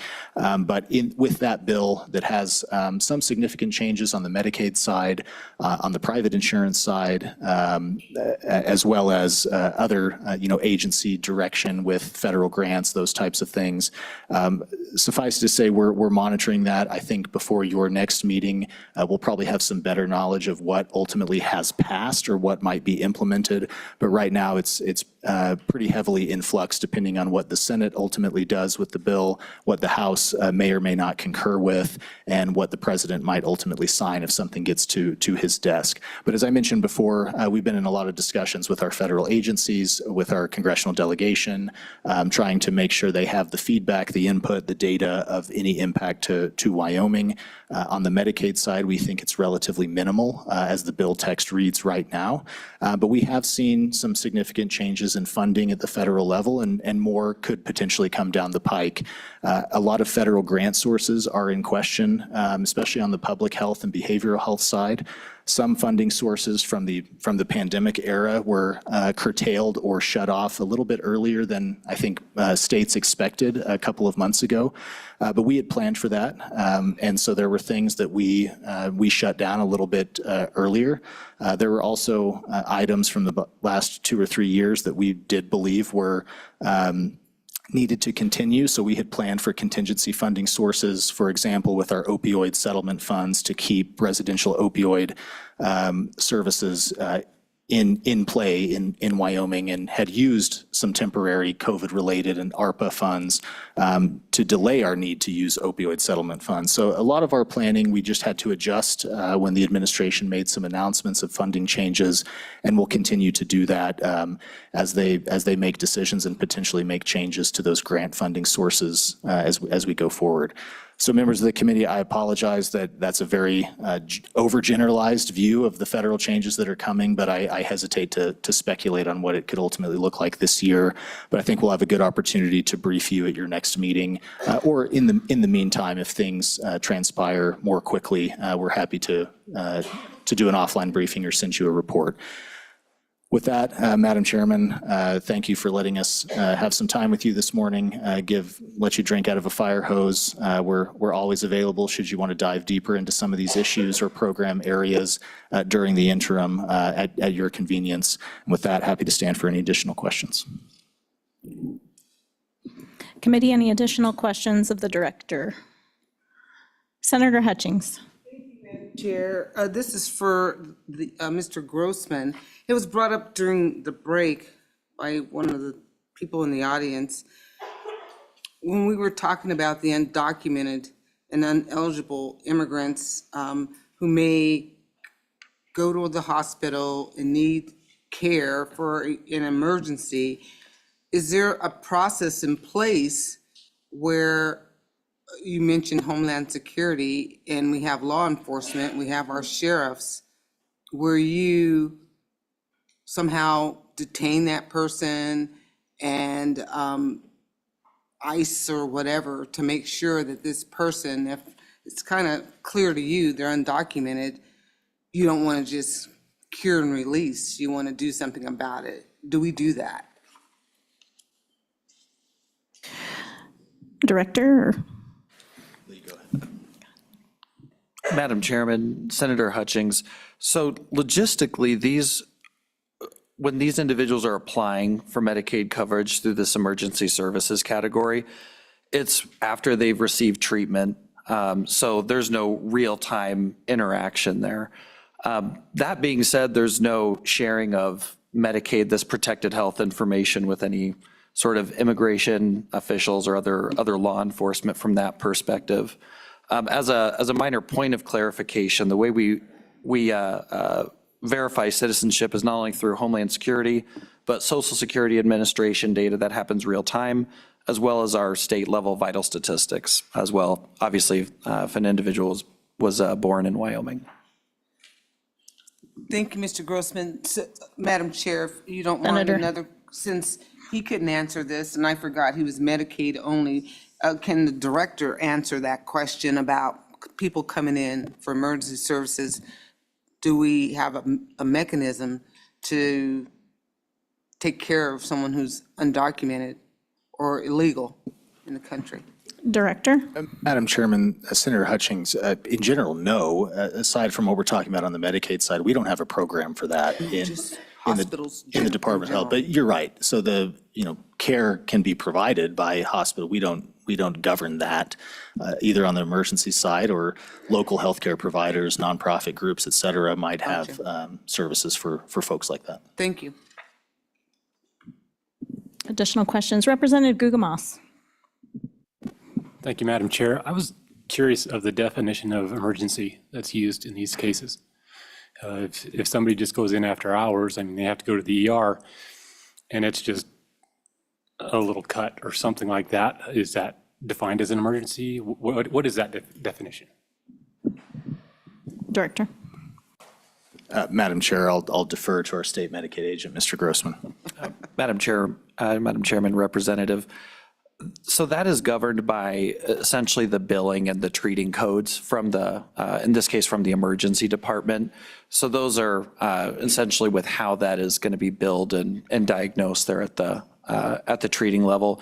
We certainly have a comprehensive list in terms of what that would be, but essentially that's the trigger mechanism there. Director? And Madam Chair, Representative Guggenmoss, our good deputy here, pulled up the actual CFR so I can read it to you. At the federal level, emergency services as defined in this particular area, anything that's placing the patient's health in serious jeopardy, serious impairment to bodily functions, or serious dysfunction of any bodily organ or part. And so to Mr. Grossman's point, after the fact, this isn't real time where that eligibility happens. It would be on application for those services afterwards. You would look at emergency department coding to ensure that that's available for what Medicaid would pay for.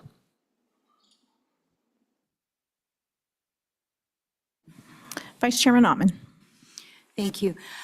To follow along with it, the people at the emergency room at our local hospital said that they are required to serve everyone no matter what.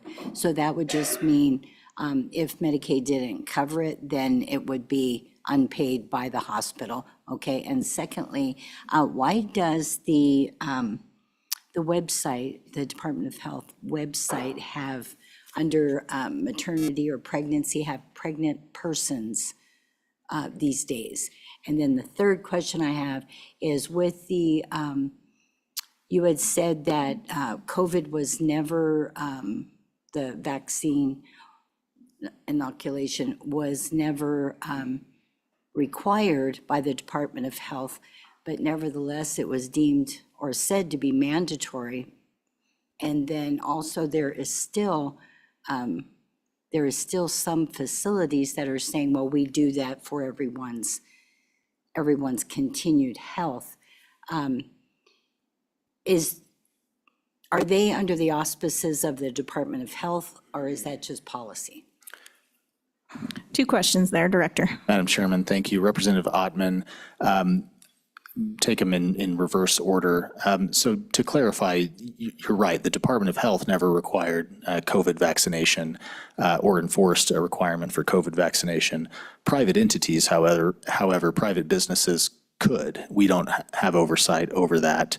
And so that's not something the Department of Health was involved in. We certainly made recommendations on the COVID vaccine, starting in 2021 and moving forward, but not anything that we required as part of our, or the statutory list for school age vaccinations to enter school or anything for adults. So that was not a Department of Health requirement. And I'll have to double check the language on our MCH or maternity webpage. Not familiar with that, but we'll look into it. Follow up, Representative Ottman. Thank you, Madam Chairman. Just to say then, for the mandatory COVID vax, possibly could that have been through Medicaid or Medicare? Because that's what we were told, is that it was mandatory. Director. Madam Chairman, Representative Ottman, thank you for that clarification. So yes, there were requirements for conditions of participation from CMS for various healthcare facilities like nursing homes to do immunization requirements with the COVID vaccine. That was not something the State Department of Health required, but something the federal government required that then bled into the survey work that we were discussing earlier, that we had to, survey that compliance with the federal requirement in certain healthcare settings like nursing homes. Those mandates, I believe, expired a year and a half ago, I think in 2023. Senator Steinmetz. Thank you, Madam Chairman. And just to follow up with my question on the illegal immigration. So what I'm understanding is for emergency rooms, I get all that, that's on the back end. But for when they apply for services, not just Medicaid and Medicare and all of those services, are we requiring as a state upfront to say, look, let's verify this before they receive services instead of just running it through a database on the back end that may or may not be accurate? Because as we know from even what we've been doing with voter rolls, that, running through driver's license databases is hard, and cleaning up those lists because different states have different rules and laws in place than we do. So what are we requiring on the front end to prove citizenship and residency in this state to receive any of our services?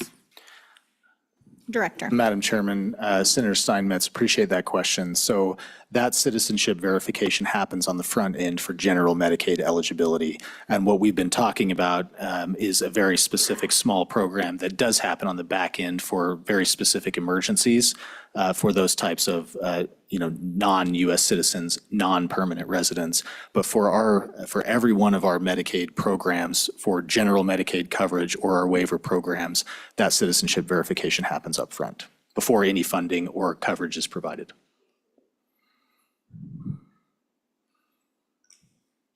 Okay, seeing no further questions. Thank you, Thank Madam you, Chair. Director and Deputy, for joining us this morning. Sorry, Don't go DFS. far. I think there's probably some topics later on this afternoon that we might have questions for you, but thank you. We'll move on to the next department or the next agency, which is Department of Family Services. Please come up.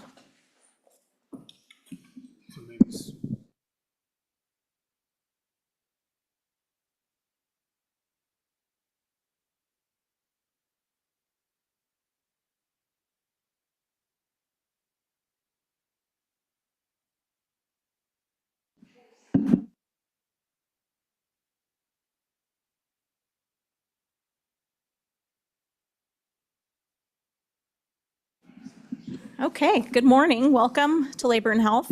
If you would please state your name, and then I'm going to ask you the same question I asked Department of Health. If you prefer questions be asked as you go along or at the end, let me know. And we'll get started. And committee, what we will do is we'll proceed until our lunch break at 12:30, and then we'll continue if the department needs to continue after lunch. So, please. All right. Madam Chairwoman, committee members, my name is Danielle Marks. I'm a senior policy advisor at the Department of Family Services, and I have the pleasure of kicking off our presentation today. As you can tell, Director Schmidt is not here. She sends her regards. But she has sent along her mighty team, and I will introduce everyone just to save time, but we have Corinne Livers, who's over economic security, Roxanne O'Connor, who's over support services, Christy Gordy, who's over social services, and then we have our two superintendents at the Wyoming Girls School, Chris Jones, and the Wyoming Boys School, Dale Weber. All right, so as I said, Director Schmidt sends her regards.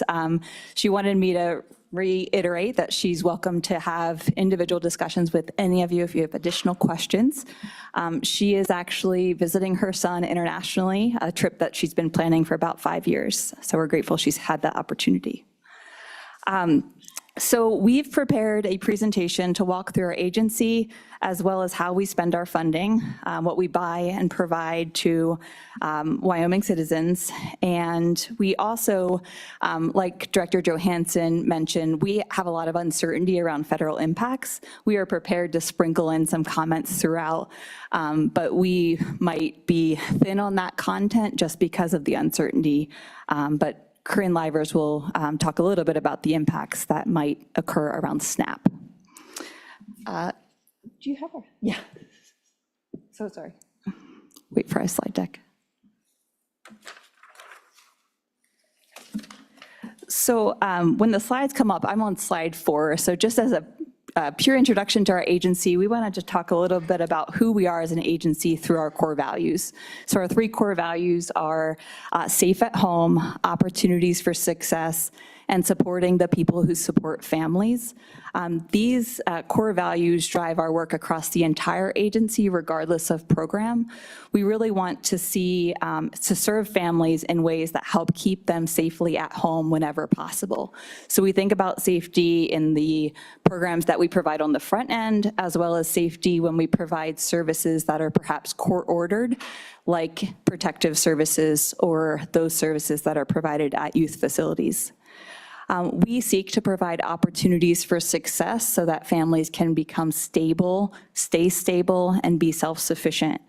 There's a lot of research that demonstrates that the more front-end services, such as help meeting basic needs, can prevent further system involvement and government intervention.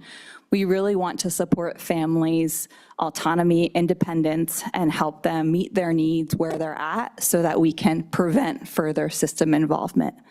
Of course, when that system involvement is needed, we have plenty of programs to support children, youth, vulnerable adults, and families. And lastly, supporting the people who support families. We work in partnership with communities. Communities really are at the core of our human services work, and those community partners are those that we fund, but also those that we work with and that don't receive a dime of state funding. It's like churches, philanthropic organizations. Next slide. This is a little bit more about what we talked about, really focusing on what a family needs holistically, and that includes a lot of the sectors represented in this circle. So basic needs such as childcare, housing, healthcare, behavioral health.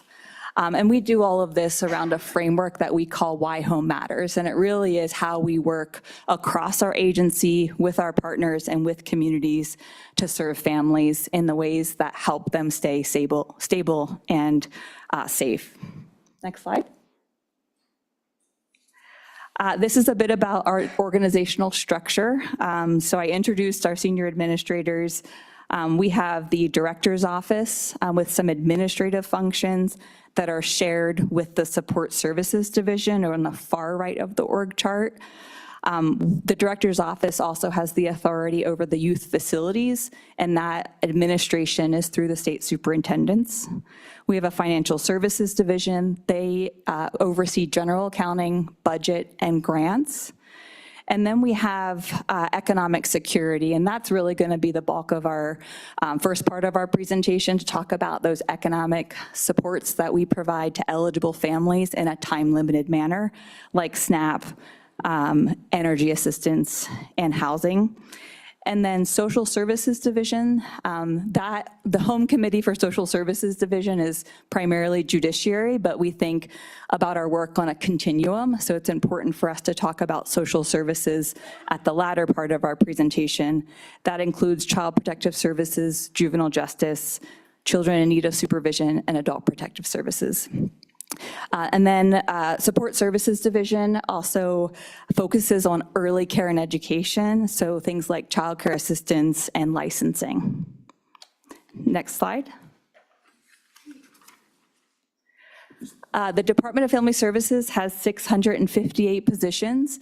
88% of those are in your local communities across 28 field offices and our 2 youth facilities in Worland and Sheridan. Our budget biannually is $328 million. It's a pretty even split across general fund and federal fund. And of note, of those federal funds, the agency manages about 40 or so ongoing federal grants and another 15 one-time grants. Our financial services division, led by our chief financial officer, who's not with us today, Rhonda Holt, manage those grants, and it's a pretty hefty capacity, or a heavy lift for all of those grants that we manage. And then importantly, not unlike the Department of Health, the majority of our funding goes into community, whether it's through the 88% of our staff who are in community, or the $164 million of our funds that pay for community-based services in communities. Next slide. Of the general fund that we have, so that 46% or 49% or $161 million, about 40% of that general fund is used to meet federal match or maintenance of effort requirements. We think that's just important for this committee and other committees, especially the Joint Appropriations Committee, to understand. Accordingly, if we do see a decrease in general fund, it would reduce the amount of federal funds and then reduce services that we can provide in community. We have a few questions for you. Senator Steinmetz. Oh, Senator Scotts. Madam Chairman, on the maintenance of effort, is that proving to be any significant problem in the Department of Family Services? You know, maintenance of effort can be a major drawback in dealing with the feds and cause not to accept a federal program. Is it causing us troubles in the family services area? Madam Chairwoman, Senator Scott, I don't know if the gals to my right have any specific examples, but not that I'm aware of. Each presentation section will call out where there's maintenance of effort or match. And if it's okay, I would ask that they probably address that question throughout. But is there anything that you would add? Thank you. Please continue, Ms. Marks. All right. So, Madam Chairwoman, I'd like to really get to the meat of our work and start with economic security programs. So Corinne will talk about that front end where we provide a lot of concrete supports for families to prevent further system involvement.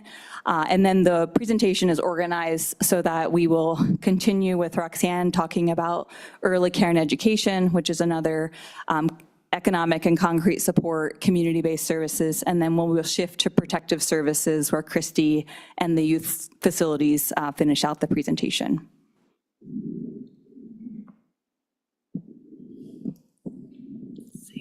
Thank you. Good morning. Again, my name is Corinne Livers, and I am the Senior Administrator for the Economic Security Division. And Danielle really set us up nicely, so I'm just going to go right into the programs that we offer through the Economic Security Division. And we will start with the program called TANF, which stands for Temporary Assistance for Needy Families. It is a grant from the federal government. The total amount is around $18 million that we get annually. And then to your question, Senator Scott, we do have around a $9 million maintenance of effort, which means that the state has to put $9 million into the TANF program to be able then to continue to get the $18 million from the federal government. At this time, we have not had any issues meeting our maintenance of effort. We've been able to use our existing budget to be able to find the expenditures that are necessary to then be able to use the $18 million. The TANF grants, really overarching purposes are to keep children safe in their home or in the home of a relative and to stabilize families and help them become self-sufficient primarily through employment. And it really is in two separate types of payments is how we divide it. The first one is a direct payment to families. So a family will get an actual cash assistance payment. And the second is the community-based services. So the first bucket we'll talk about is that cash assistance. So this is when a family is in need and they come into the local office. And the cash assistance program is called Personal Opportunities with Employment Responsibilities. The goal of POWER really is to stabilize families and to help them find work. Right now, we have an average of 479 households that are on POWER on average every month, which is around 1,000 individuals. Of that, 800 are children. And the income guideline is in statute, and it's relatively low. A household of 4 has to make less than $869 per month to qualify for the program. It is a work program, so the families work with the Department of Workforce Services to get into what's called an individual responsibility plan. It's a plan really to move the family to employment.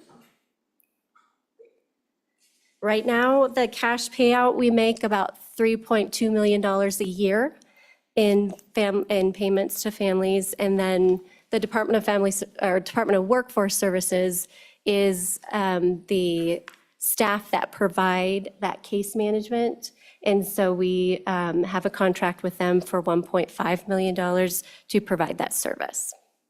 Madam Chair. We have a question, Senator Hutchings. Yes, madam, I do, and I appreciate that. Corinne, is this welfare, just using another name? Madam Chairman, Senator Hutchings, typically people will use the word welfare to describe this program, yes. Thank you. And then the accountability process, I see you're giving cash. That's what you're saying, whether it's I don't know how accountable are you guys to what you give out? And verifying, again, the accountability process, are they looking for work? Do they have work? How does this whole thing work? Ms. Levers. Okay, Madam Chairman. Senator Hutchings, it is a pay-after performance program. So the family is in we talked about, that individual responsibility plan. They have required activities. It can change based off of where the family is. It could initially be stabilization activities, find housing, find transportation, find childcare, and then it moves into, do you need employment? Do you need training first? Do you need education? The family does have to comply with the plan prior to the payment. Thank you for now. Senator Steinmetz. Thank you, Madam Chairman. Ladies, good to see you.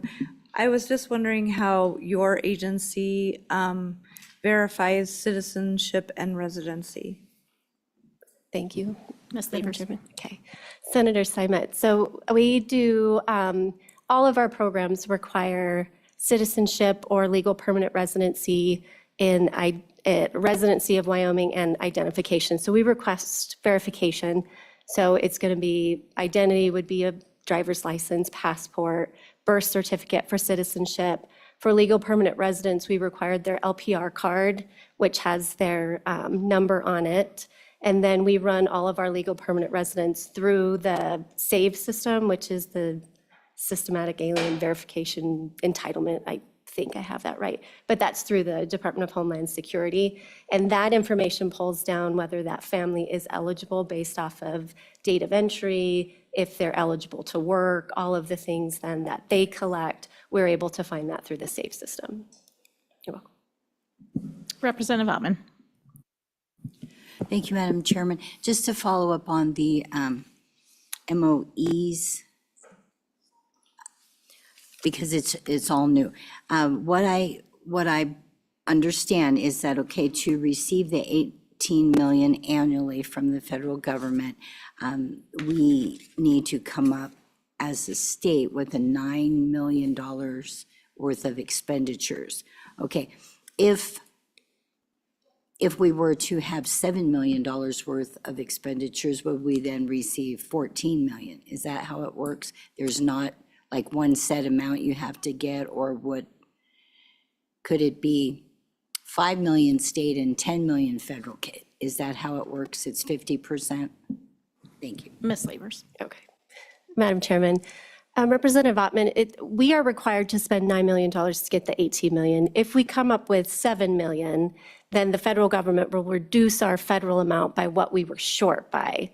But then it doesn't discontinue the state's responsibility to continue to do my 9 million. So if for 1 year, if the federal government gave us $10 million because we missed our MOE, we would still be required to come up with 9 million to get the 18 million again if we wanted to.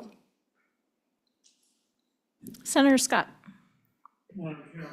This TANF program is a successor to the old welfare program that was reformed in 1995, 1996. And I think the numbers here are a small percentage of what those numbers were.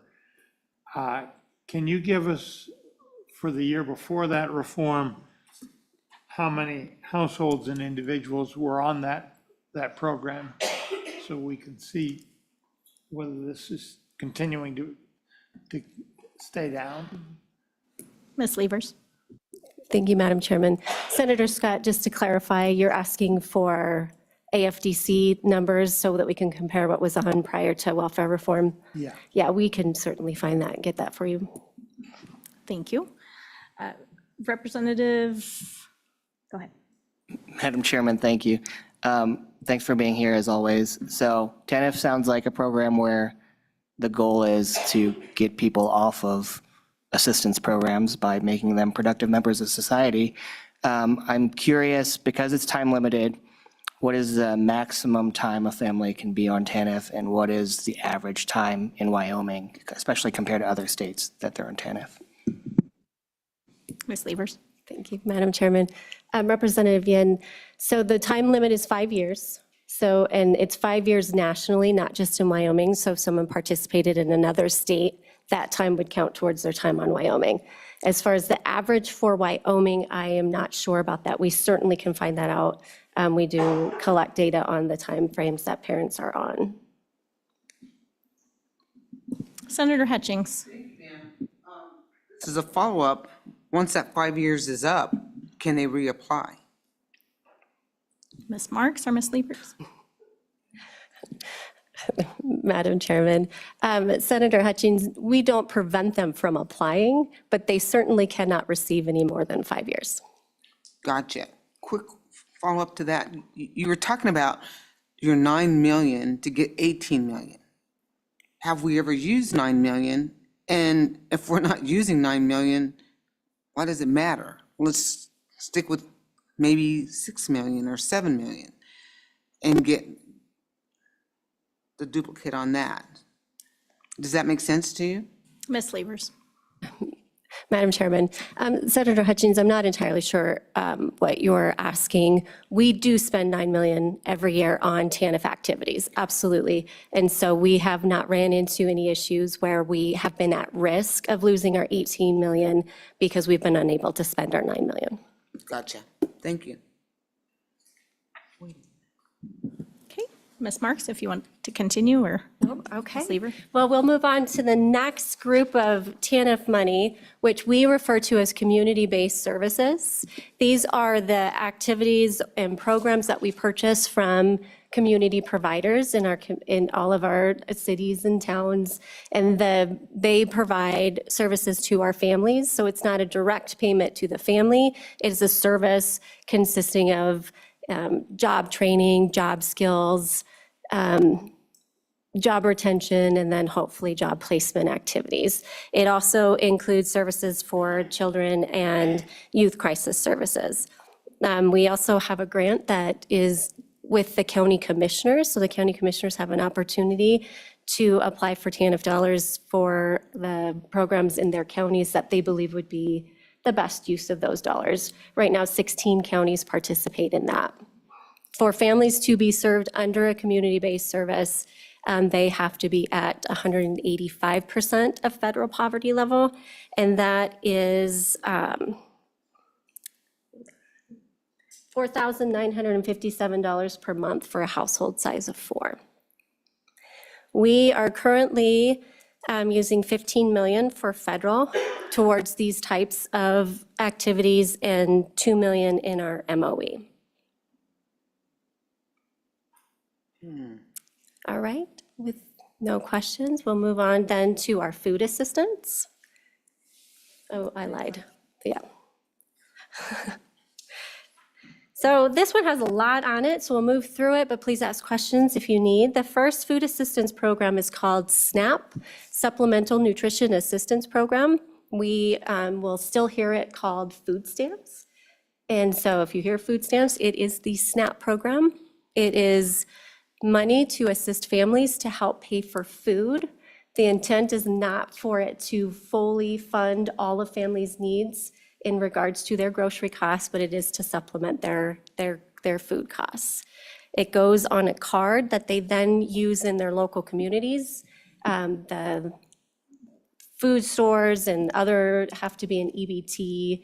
They have to accept EBT, but then they go spend that dollars in their local grocery stores. The income limit is 130% of federal poverty level.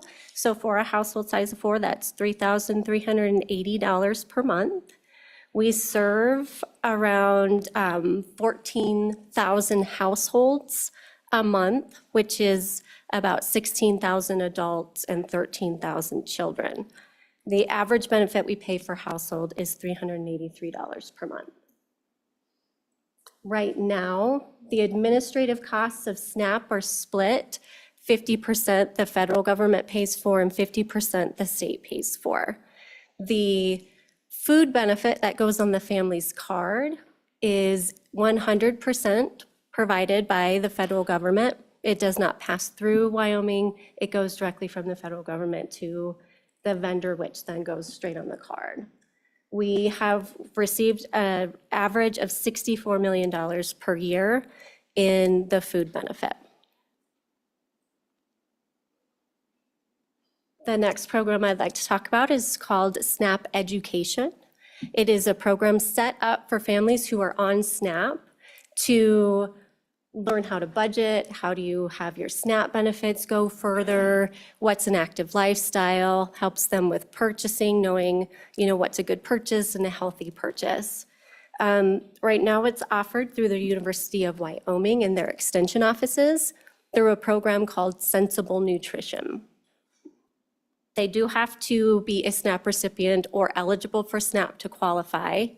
And last year, we served 887 adults and 2,012 youth, and we pay them around $1.7 million annually. The next one is SNAP Employment and Training. This is connected to SNAP recipients again, and it is to provide programming that helps them with training and then employment.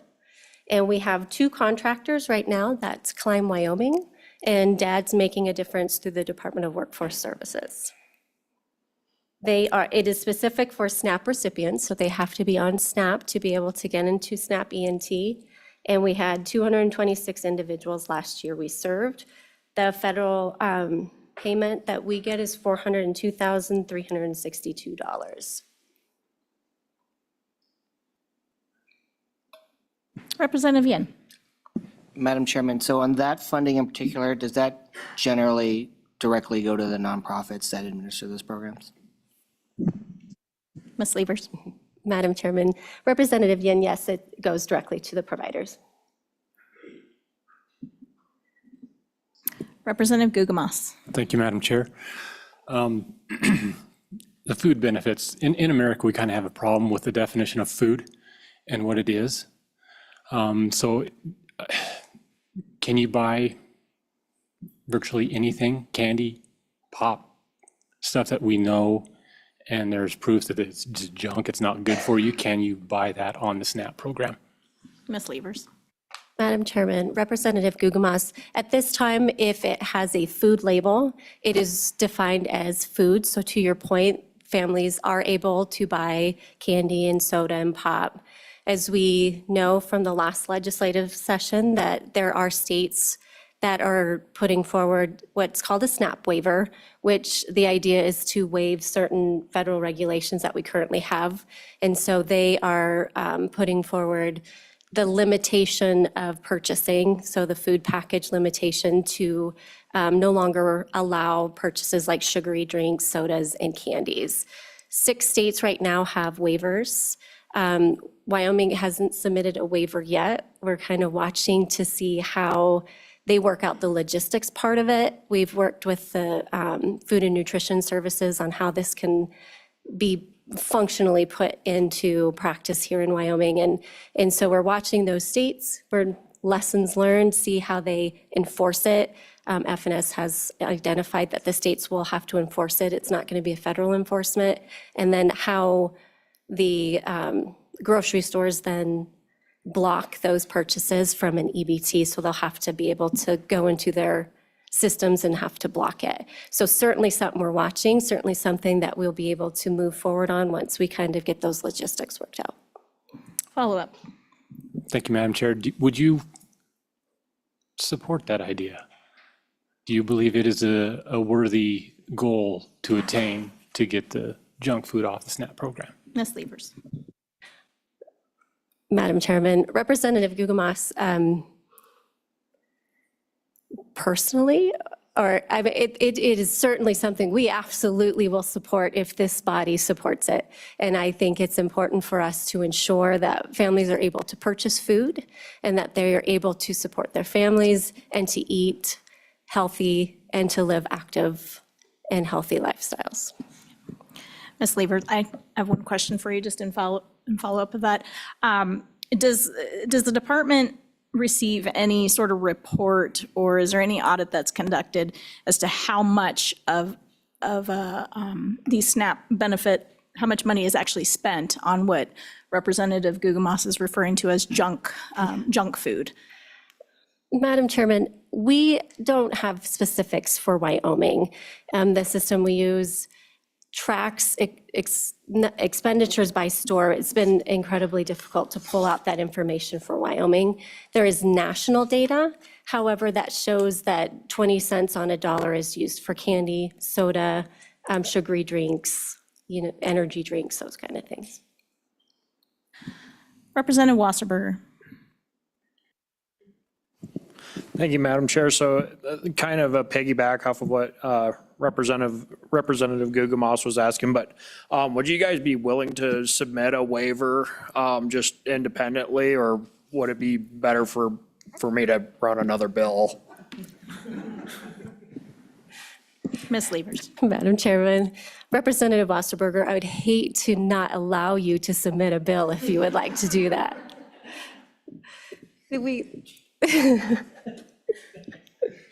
Follow up. Thank you, Madam Chair. And then has there been any studies done here in Wyoming on how much of SNAP benefit cards have been used in the drug market here? Because I know that when I ran this bill, I did some of the studies in New York, and I think they found, like, from what they found in the drug market there was almost $20 million worth of it used in the drug trading markets there and around in the state of New York. Is there any studies on that, finding that being used as a currency in our markets here? Ms. Levers. Madam Chairman, Representative Wasserberger, we haven't been able to find anything in that regard. And so I don't know how to answer that question. I certainly, we've been working with the governor's office as well, and we're absolutely ready to submit a waiver if that's the direction the state wants to go without you having to do a bill. Senator Crum. Yes, Madam Chairman, just two questions. You talked a little bit about the University of Wyoming and extensions doing education. Do we know that if that's effective and a way to measure that? And then how much does that cost to provide that education? Ms. Levers. Madam Chairman, Senator Crum, we provide the University of Wyoming a grant. It's a contract, and that's $1.7 million annually. They provide terrific outcomes. They have a really large reporting that they give us every time that they submit an invoice. And it's really measuring what they're learning, what do they know at the beginning, what they're learning at the end, how is their purchasing different from when they started the program versus how their purchasing is different, their budgeting abilities. And so they really do have great outcomes. And I'm happy to share that report if you're interested to see it. Okay. Thank you. Senator Scott. As I've done the math on this, it looks to me like in any month, given your statistics here, somewhat less than 5% of the Wyoming population is getting SNAP benefits. Two questions. One, have I done my math right? Is that in the right ballpark?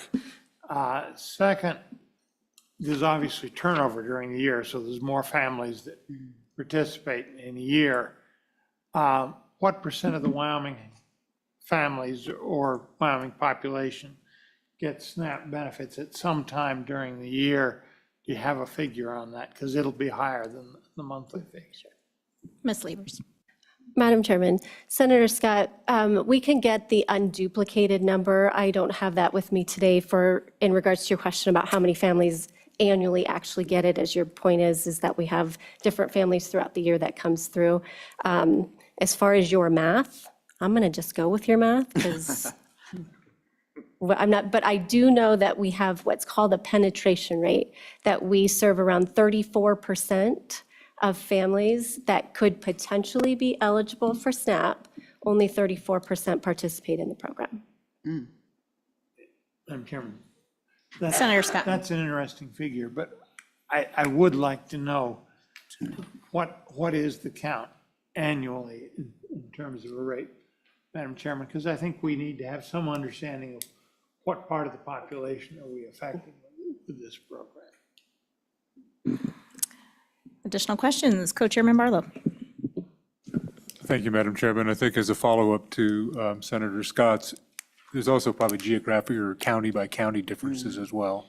I don't want to go down to a community basis, but we can have maybe 23 counties and how that partitions out. That'd be interesting. Thank you. Vice Chairman Ottman. Thank you, Madam Chairman. Ms. Weavers. Is it Weaver or Weebird? It's livers, actually. Is what? Livers. Livers, okay, Yes. glad I asked. Okay, thank you. You're welcome. What I was wondering was on the SNAP employment and training, what is the procedure for like job support and training through food assistance programs? I guess I don't understand, because you had, what do we buy or provide education, training, and job search support? What does that look like? Ms. Livers. Madam Chairman, I will answer to anything, so whatever you call me is fine. Representative Ottman, so it's through the SNAP program, so SNAP recipients are the ones that qualify for the employment and training program, but we provide a contract to our providers to provide job training and job placement services for our SNAP recipients. So it's not food related, it's related to what jobs are available. And they'll put them in training for those jobs. I'll use CDL, for example. That's a big one, is if there's a CDL training, those providers will have the participant come in, we will train them, and then help with job placement. Follow up, please. Follow up, Vice Chair Ottman? Yes. Shouldn't that be through the Department of Labor or Job Service? Ms. Livers? Madam Chairman, Representative Ottman, the Department of Workforce Services certainly is an expertise in the employment arena. The Department of Family Services is the agency of which this money is directed towards. And so then we go and contract that money with community providers that can help our SNAP recipients. Senator Hutchings? I don't know what's up with this button. Corinne, question 5-ish. Is the need on the rise for the food stamps or the food card? And is there the old time benefit that the more kids you have, the more money you get, or the more money gets put on the card? So that's 1.5 question. And who can use this card? Can a kid get the card and go in and load it up with Doritos and chips and candy? And the accountability on that, how long can you stay on the food card? And we're using other people's money here. So it seems like I would want, as a department, some type of accountability. So when we're talking about the junk and how long you can stay on it, and we're talking about the health of the mother or the children, you seem like there would be like really handcuffs on this card, so you're not just using it willy-nilly. And it doesn't seem like there is any. So, can you answer those questions, please? Ms. Livers? Madam Chairman, Senator Hutchings, I will try to answer all those questions. Please remind me if I miss one. Okay, on the rise. Perfect. So to your first question, the SNAP benefit amount is based off of your household size and your income and some other varying requirements. And so the more people you have in your household, the higher the benefit amount will be.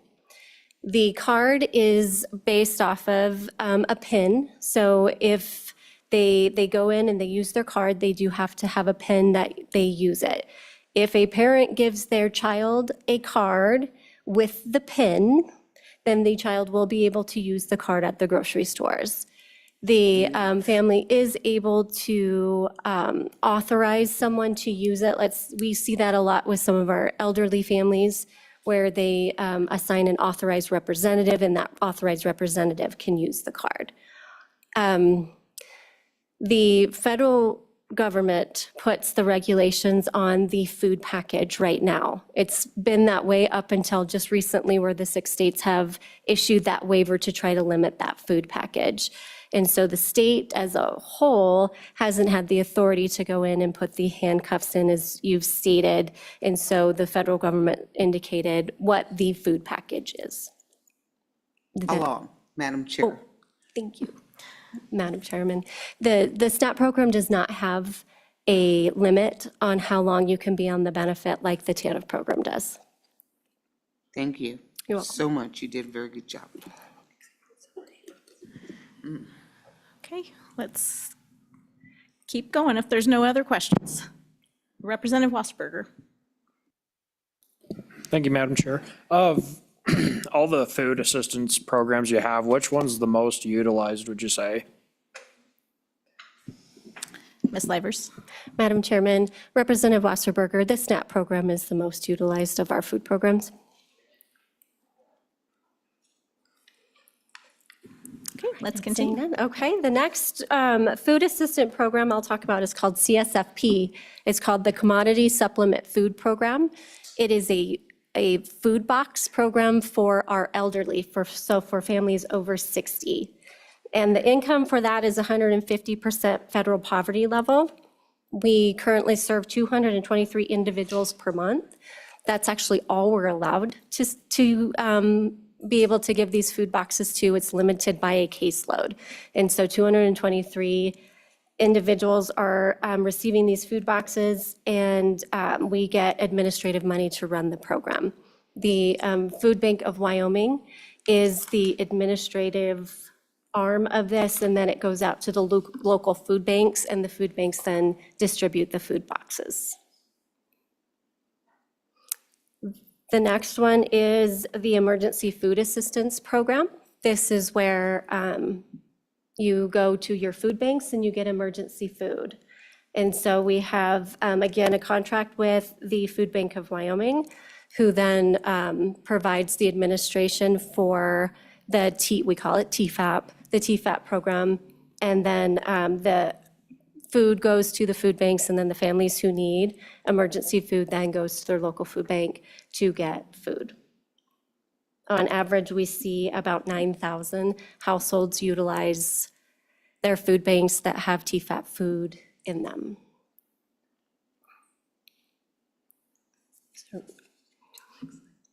All right, the next few slides are really about HR1 and how that impacts the SNAP program. For what's been talked about, there's still a lot of uncertainty about what this means and what it can impact. And so I will not go too much into it unless this group would like to hear it. Otherwise, we'll just move along to our programs, and then we can always come back to it if we need to. So the next program then we will go through is the Utilities Assistance and Weatherization Program. Slide 17, please. Thank you. These programs is called LEAP, which is the Low Income Energy Assistance Program, and that is a program that helps people pay for their primary heating. It also can help with some emergency situations, like if you have a shutoff or if you have a broken furnace, some of those things. And then the weatherization program is goes into people's homes and makes them more energy efficient. We have about $10 million that go towards the Low Income Energy Assistance Program and 1.4 for the weatherization program. All right, the next group of programs we have is called Housing or Homeless Prevention. It's actually what we refer to as the Emergency Solutions Grant, and we get around $348,000 annually to do the ESG program. And its purpose is for community providers to provide services such as street outreach, emergency shelter, homeless prevention activities, rapid rehousing, and we have 8 local community providers that provide some sort of service to individuals. The qualifying, for families to qualify, they need to be homeless or at risk of being homeless.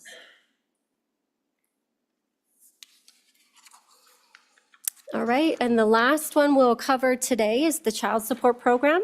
And child support really is just, it is not a means-tested program. It's for anybody that has a child support need, and this just ensures that children are provided for by both parents, whether both parents live in the home or not. And they can help with location services for non-custodial parents, establishment of paternity, establishment of enforcement of child support orders. And we contract out in all 9 judicial districts and currently are providing services to around 20,466 families and collected $68 million in state fiscal year '24. Child support is a split between 66% federal money and 34% state money. Senator Scott. Madam Chairman, what percent of the child support orders are actually being paid? Ms. Livers. Madam Chairman, if I may ask Ms. Gordy to come up and answer the child support questions, as she has been lucky enough to keep the 4D director position in our transition. And so if she's able to help answer some of the child support questions, I would ask permission for her to come up.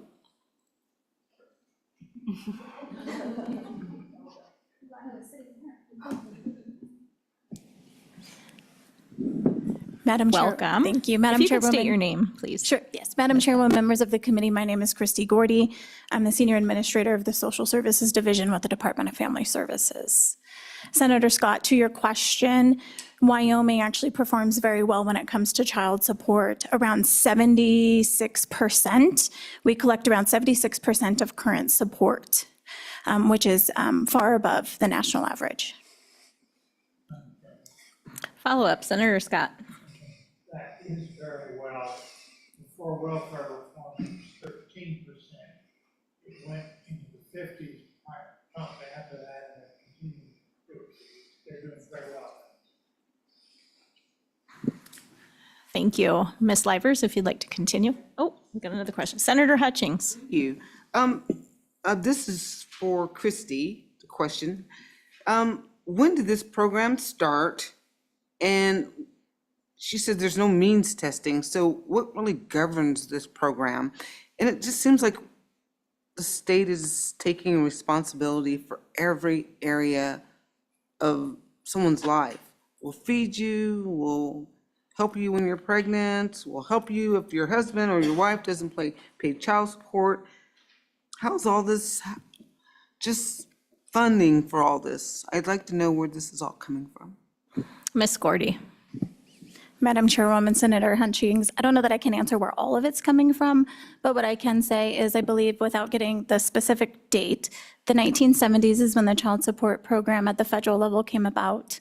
The purpose, actually, at that time, there is a very large tie still to this day with the TANF program. So for purposes of education, if a state does not comply with its child support plan or what it is supposed to do, it will impact the TANF block grant.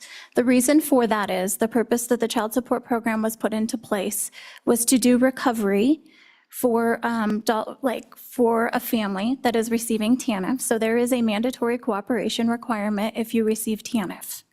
That is, you must cooperate with the child support program. So that is to then get money back that the state and/or federal government would have been paying to families receiving assistance. So the purpose of the program and the funding behind it initially was around, and I think the other component of that is, as you heard Ms. Livers say, in Wyoming, it's a pretty small state, we collect $68 million. That money is going to families, to single parents with children. The other point of that being, it is one of the most economically secure and stable programs when we talk about, it's not means tested like we heard with SNAP and TANF, but that's because it is important to every family and it is something that hits every family. Not every family has to be involved in the state-operated child support program. They either are required through TANF or there is a requirement through Medicaid. Otherwise, it's voluntary. They choose to be a part of the program. Just quickly, Follow up, Madam Senator Chair. Hutchings. Thank you so much. So this isn't part of the 9 million. This is more. Madam Chairwoman. Ms. Gordy. Senator Hutchings, that is correct. This is not part of MOE for TANF. Appreciate you. Representative Yin. Madam Chairman, for Ms. Leiber, just to go back to the federal slides real quick. It mentioned that we are losing $535,000 per year on the local food purchase assistant cooperative agreement program.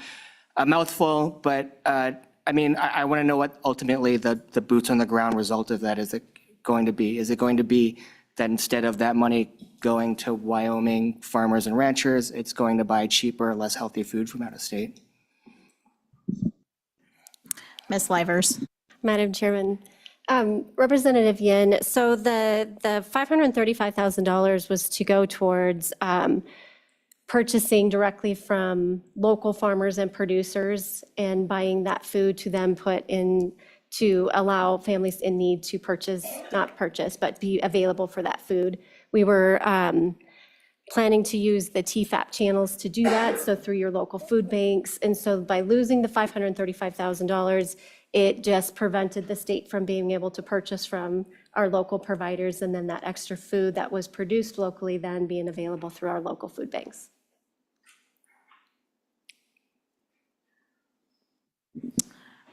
Okay, I think we are going to stop right here. And move forward with our lunch break. If you're willing to come back, it looks like you just have a few more slides for us, and there's probably more questions as well. So thank you. We'd appreciate it if you join us back. Committee, the sponsor of the SNAP waiver bill last session is celebrating a birthday today. So if you'd like to treat him to an apple or an orange during the break, he might appreciate it. Yeah, no birthday cake. An hour? All right, please be back at 1:30. We'll take a 1-hour lunch. Thank you.